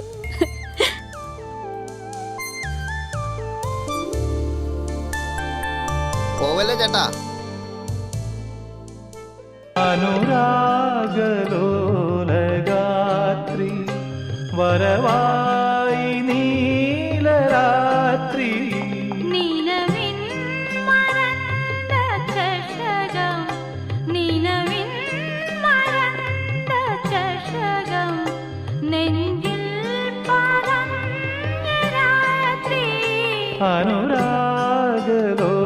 അനുരാഗലോലഗാത്രി വരവായി നീലരാത്രി.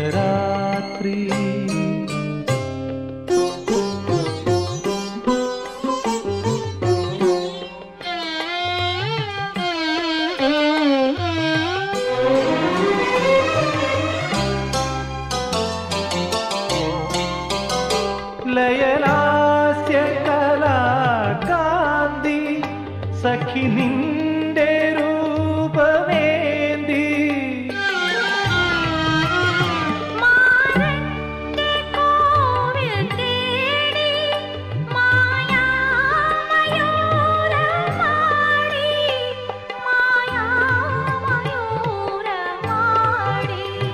ഒളി തേടി നീലാപ്പൂക്കൾ, ഒളി തേടി നീലാപ്പൂക്കൾ വീഴുന്നു നിന്റെ കാൽക്കൽ.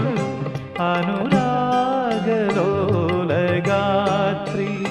വരവായി നീലരാത്രി.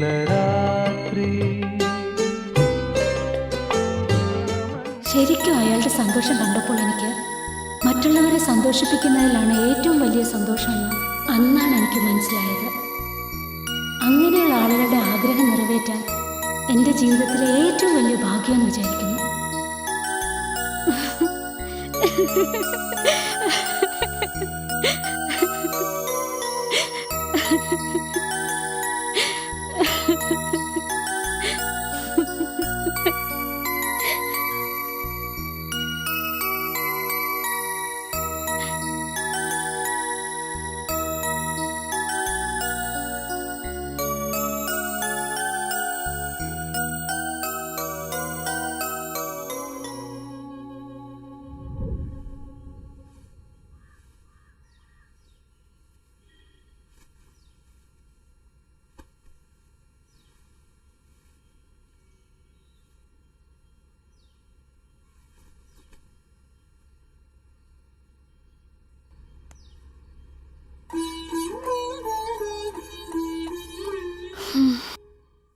മേനകെ, ഒരു മിനിറ്റ്.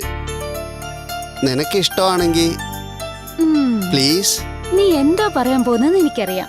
നിന്നെ അത്രയ്ക്ക് ഇഷ്ടമുണ്ടെങ്കിൽ ഈ താലി കഴുത്തിലിട്ടേക്കെന്നല്ലേ ഞാൻ നിന്നെ ഭാര്യയായി സ്വീകരിച്ചോളാം എന്നൊക്കെയല്ലേ പറയാൻ പോകുന്നേ. ഇങ്ങനത്തെ ചിന്തകളൊക്കെ മനസ്സിൽ നിന്ന് മാറ്റിക്കോ. നമ്മൾ രണ്ടുപേരും ഒരു കണക്കിന് വ്യത്യാസമില്ലാത്തവരാ. തമ്മിൽ തമ്മിൽ സന്തോഷിച്ചു, അത്രേ ഉള്ളു കാര്യം.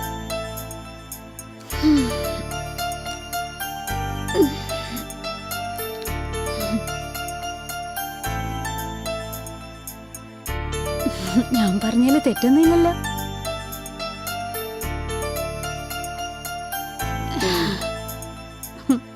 കാവിലമ്മേ, ചതിച്ചല്ലോ. വികലാംഗവർക്ക് ജോലിയോ പണമോ അതൊക്കെ കിട്ടിയാൽ മാത്രം മതിയെന്നാണ്. എന്നാലും അവര് നമ്മളെ പോലെയുള്ള മനുഷ്യരല്ലേ.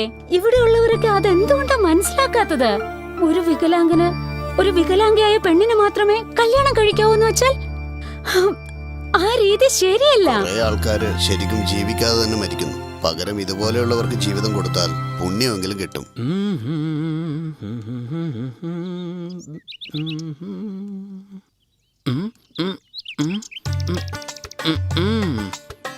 Thank you. സാറാണോ? ഒന്ന് ചങ്ങാതി, പഴയ കാര്യങ്ങളൊക്കെ വിചാരിച്ച് പ്രതികാരം വിട്ടരുത്. 6 മാസം ബുദ്ധിമുട്ടി ഇപ്പോഴാണ് ഡയറക്ടർ അടുത്ത് ഒരു അപ്പോയിന്റ്മെന്റ് വാങ്ങിയിരിക്കുന്നത്.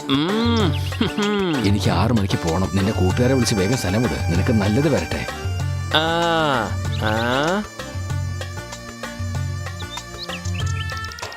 തൽക്കാലം നീ ഇത് കയ്യിൽ വെക്ക്. ഇതിൽ 5000 ഉണ്ട്, സ്നേഹത്തോടെ തരുന്നതാ. എപ്പോഴും അങ്ങോട്ട് വാങ്ങിച്ചല്ലേ ശീലമുള്ളൂ അല്ലേ? ആദ്യമായിട്ടാവും ഇങ്ങോട്ട്. എന്നാ പിന്നെ ഇനി കണ്ടോളൂ. കാര്യം കാണണമെങ്കിൽ കഴുതക്കാലും പിടിക്കണമെന്ന് പറഞ്ഞത് എത്ര ശരിയാണ്. മോഡ്കോം 2020 എന്ന് ഒരു വെബ്സൈറ്റ് ഉണ്ട്. 2020 ഒരു മനുഷ്യന്റെ ഏറ്റവും വലിയ പ്രശ്നം എന്താണെന്ന് അറിയണോ? പ്രൈവസി. ഒരു മനുഷ്യന്റെ സ്വാതന്ത്ര്യം. നിങ്ങളൊക്കെ എവിടെ പോയാലും അവിടെ മൊബൈൽ ക്യാമറയും ഉണ്ടാവും. ബാത്റൂമിൽ വെക്കോ ചേട്ടാ? തീർച്ചയായിട്ടും. നന്നായി മോളെ. ഇത്രയും പ്രശ്നത്തിനിടയ്ക്കും നമ്മുടെ ഈ ഇന്റർവ്യൂ വളരെ ഭംഗിയായിട്ട് തന്നെ നടന്നു. ചേട്ടാ, അവിടെ ഇൻസ്പെക്ടർ ഉണ്ട്. ശരിയാ സർ, പാവം. നമുക്ക് പോവാം. മമ്മി പോവാം. വേഗം എഴുന്നേക്ക്, സമയമായി. വാ, പോവാം. പോകാൻ പറ്റില്ല. എഴുന്നേക്ക്. വേഗം എഴുന്നേക്ക്. വാ വാ.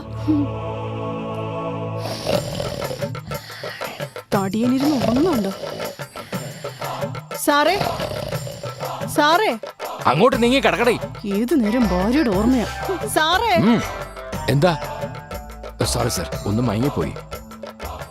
വേണ്ട സാറേ, ഞാനാണ് സോറി ചോദിക്കേണ്ടത്. നിങ്ങൾ ഒരുപാട് ബുദ്ധിമുട്ടില്ല sir. Anyway, thank you very much. Okay sir. വളരെ നന്ദി. ഓക്കെ ഓക്കെ സർ, മനസ്സിലൊന്നും വെക്കണ്ട. ഞാൻ പിന്നെ നിങ്ങൾക്ക് ഫോൺ അത് ചെയ്യാം. സാരില്ല, ചെയ്തോളൂ. സാർ, നിങ്ങൾ പറഞ്ഞത് കേട്ട് ആലോചിച്ച് ഞാൻ അങ്ങനെ മയങ്ങിപ്പോയി. ഒരു പോലീസായ ഞാൻ ഈ പ്രശ്നത്തെ കുറിച്ചൊരു കാര്യം പറഞ്ഞോട്ടെ. സാറിന് അതിന് വിരോധം ഉണ്ടാവില്ല എന്ന് തോന്നുന്നു. നിങ്ങൾ പറയണം സാർ. ഒരു പോലീസ് ഓഫീസറായി മാത്രമല്ല, നല്ലൊരു കുടുംബത്തിന്റെ നാഥനായിട്ടുമാണ് ഞാൻ പറയുന്നത്. ലൈംഗികതയും അതിൻ്റെതായിട്ടുള്ള പഠനത്തെക്കുറിച്ചും ഈ സമുദായത്തിന്റെ ആവശ്യത്തിന് വേണ്ടി പല വർഷങ്ങൾക്ക് മുമ്പ് ഞാനൊരു കവിത എഴുതിയിരുന്നു. നിന്റെ കണ്ണിൽ ഞാനും, നീ എന്നെ നോക്കിയപ്പോൾ ഞാനും നിന്നെ നോക്കി, അങ്ങനെ തമ്മിൽ നോക്കി. എന്തിനാ നോക്കിയത് ഇതുവരെ മനസ്സിലായിട്ടില്ല.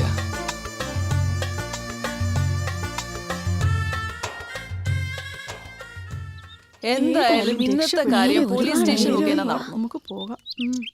എന്നാ പിന്നെ ഈ എല്ലാവർക്കും സഹായത്തിന് നന്ദി. വളരെ വളരെ നന്ദിയുണ്ട്. നന്ദി. പിന്നെ ഒന്നും തോന്നരുത്, എന്റെ ഒരു സന്തോഷത്തിന് ഞങ്ങൾക്ക് വേണ്ടിയാ. പണമൊന്നും വേണ്ട. സാരമില്ല, എന്തായി വാങ്ങിച്ചോളൂ. കാണിക്കുന്നത്? മടിക്കണ്ട, വേണ്ടാന്നേ. വാങ്ങിച്ചോളൂ. വളരെ നന്ദിയുണ്ട്. ആയിക്കോട്ടെ. അല്ല ഞങ്ങൾക്ക് ചെറിയ ഗിഫ്റ്റ് തന്നിട്ട് ഇതൊക്കെ പബ്ലിഷ് ചെയ്ത് ഒരുപാട് പണം മേടിക്കുമല്ലേ? അങ്ങനെയല്ലേ? എന്താ ഇത്? ഞാനൊരു തമാശ പറഞ്ഞല്ലേ? മേനകനെ വിളിച്ചോണ്ട് ഒരു അരമണിക്കൂർ എന്റെ വീട് വരെ ഒന്ന് വരാൻ പറ്റുമോ? വരാൻ ചേട്ടാ. പോയിട്ട് വാ മോളെ. എന്നാ ഇനി കാണാം സർ. വളരെ വളരെ നന്ദിയുണ്ട്. നേരെ ആയതുകൊണ്ട് ഞങ്ങൾ ഓട്ടോയ്ക്ക് നന്ദിയുണ്ട് പോവാം. പുസ്തകം എഴുതി കഴിഞ്ഞ് ഞങ്ങൾക്ക് തരണേ. തീർച്ചയായിട്ടും, വാ വാ വാ, തീർച്ചയായിട്ടും. നമുക്ക് പോകാം. ശരി സർ. എന്നാ പോവാല്ലേ? ആ വരൂ ചേട്ടാ. അകത്തേക്ക് കേറിയേച്ചി.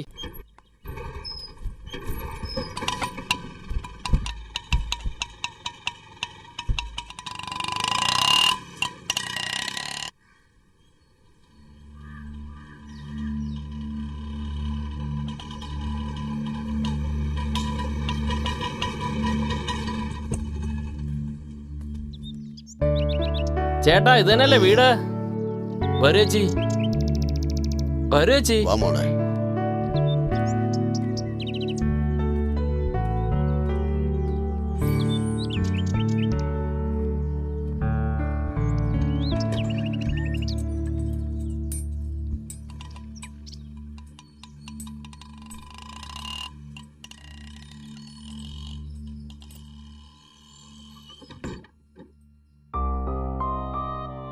രണ്ടുപേരും ഇരിക്കെ, ഞാനിപ്പോ വരാം.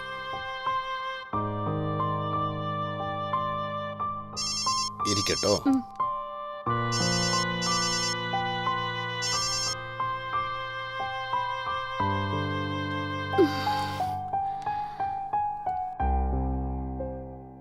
ആ മമ്മി, ചേട്ടന്റെ വീട്ടിലുള്ള കുറച്ച് സമയത്തിൽ അവിടെ എത്തും.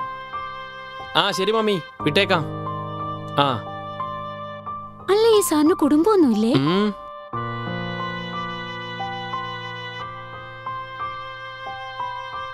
അതെ, രണ്ടുപേരും വന്നേ. ഒരു വായെങ്കിലും കഴിക്കേ. മാളൂട്ടി. സാറേ കഴിക്കുന്നില്ല.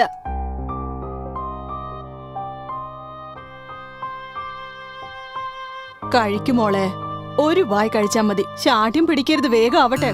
ഒരു വാ കഴിക്കേ. ശകലം എങ്കിലും കഴിക്കുമോളെ. ശകലം എങ്കിലും കഴിക്കുമോളെ, വേഗം ആവട്ടെ. ഞാൻ കൊടുത്തോളാം, നിങ്ങൾ പൊയ്ക്കോ. ആ എന്നാ നീ കൊടുക്ക്. മാളൂട്ടി, നോയിക്കേ, നിന്നെ കാണാൻ ആരൊക്കെയാ വന്നിരിക്കുന്നെന്ന്. മോളിത് കഴിച്ചേ. കഴിക്കുമോളെ, കഴിക്കുമോളൂട്ടി. കഴിച്ചില്ലെങ്കിൽ ക്ഷീണം പിടിക്കും. കഴിക്കുമോളെ, എന്റെ പൊന്നു മോളല്ലേ.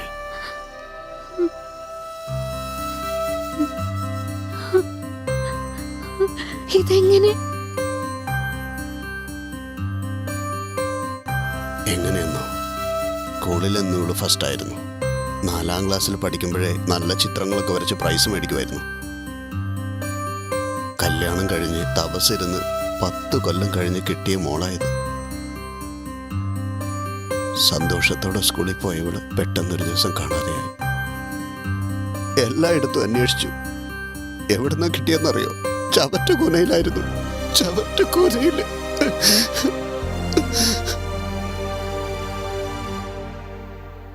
കാമപ്രാന്ത് പിടിച്ച ഒരു മൃഗം എന്റെ മോളെ ഒന്നും അല്ലാതാക്കി നശിപ്പിച്ച് കളഞ്ഞു.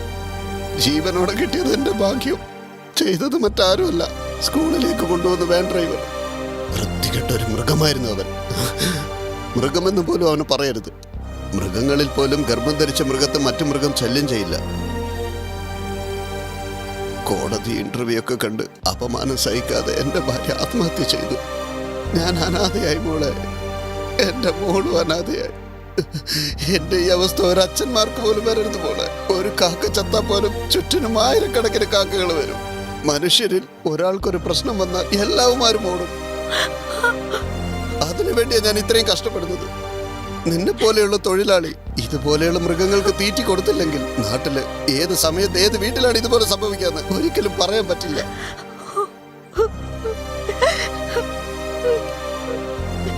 കോടികൾ വാരി എറിഞ്ഞാലും എനിക്ക് എന്റെ മോളെ പഴയതുപോലെ തിരിച്ചു കിട്ടുമോ?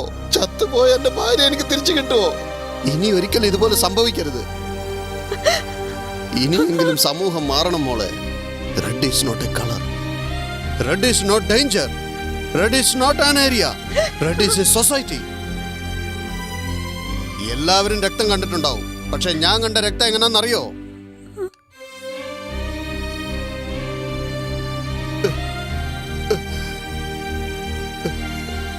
എന്റെ മോള് ഹൃതിമതിയാവുന്നതിന് മുമ്പേ ഇവളുടെ രക്തം ഞാൻ കണ്ടു, അറിയോ?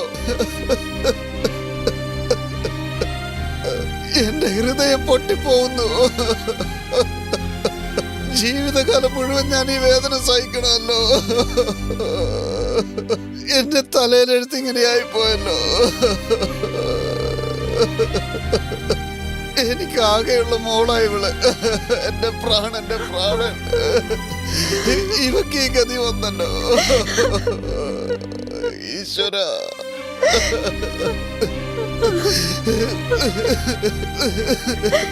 എന്റെ ഈ അവസ്ഥ മറ്റാർക്കും വരരുതേ. ഇവക്ക് ഈ ഗതി വന്നല്ലോ. ഈശ്വര, എന്റെ മോളെ.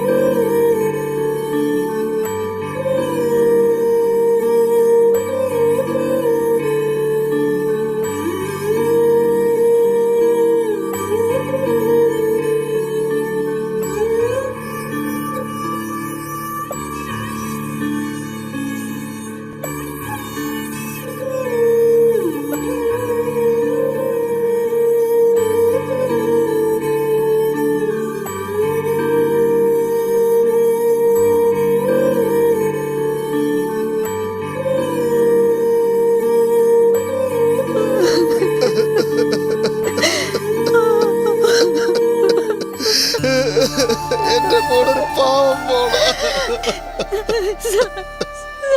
നിനക്ക് എന്റെ വേദന അറിയില്ല. എനിക്ക് എന്റെ പഴയ മോളെ തിരിച്ചു കിട്ടുമോ?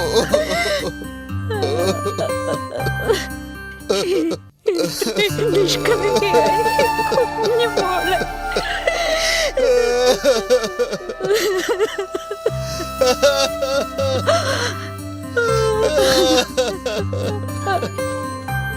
Ha ha ha.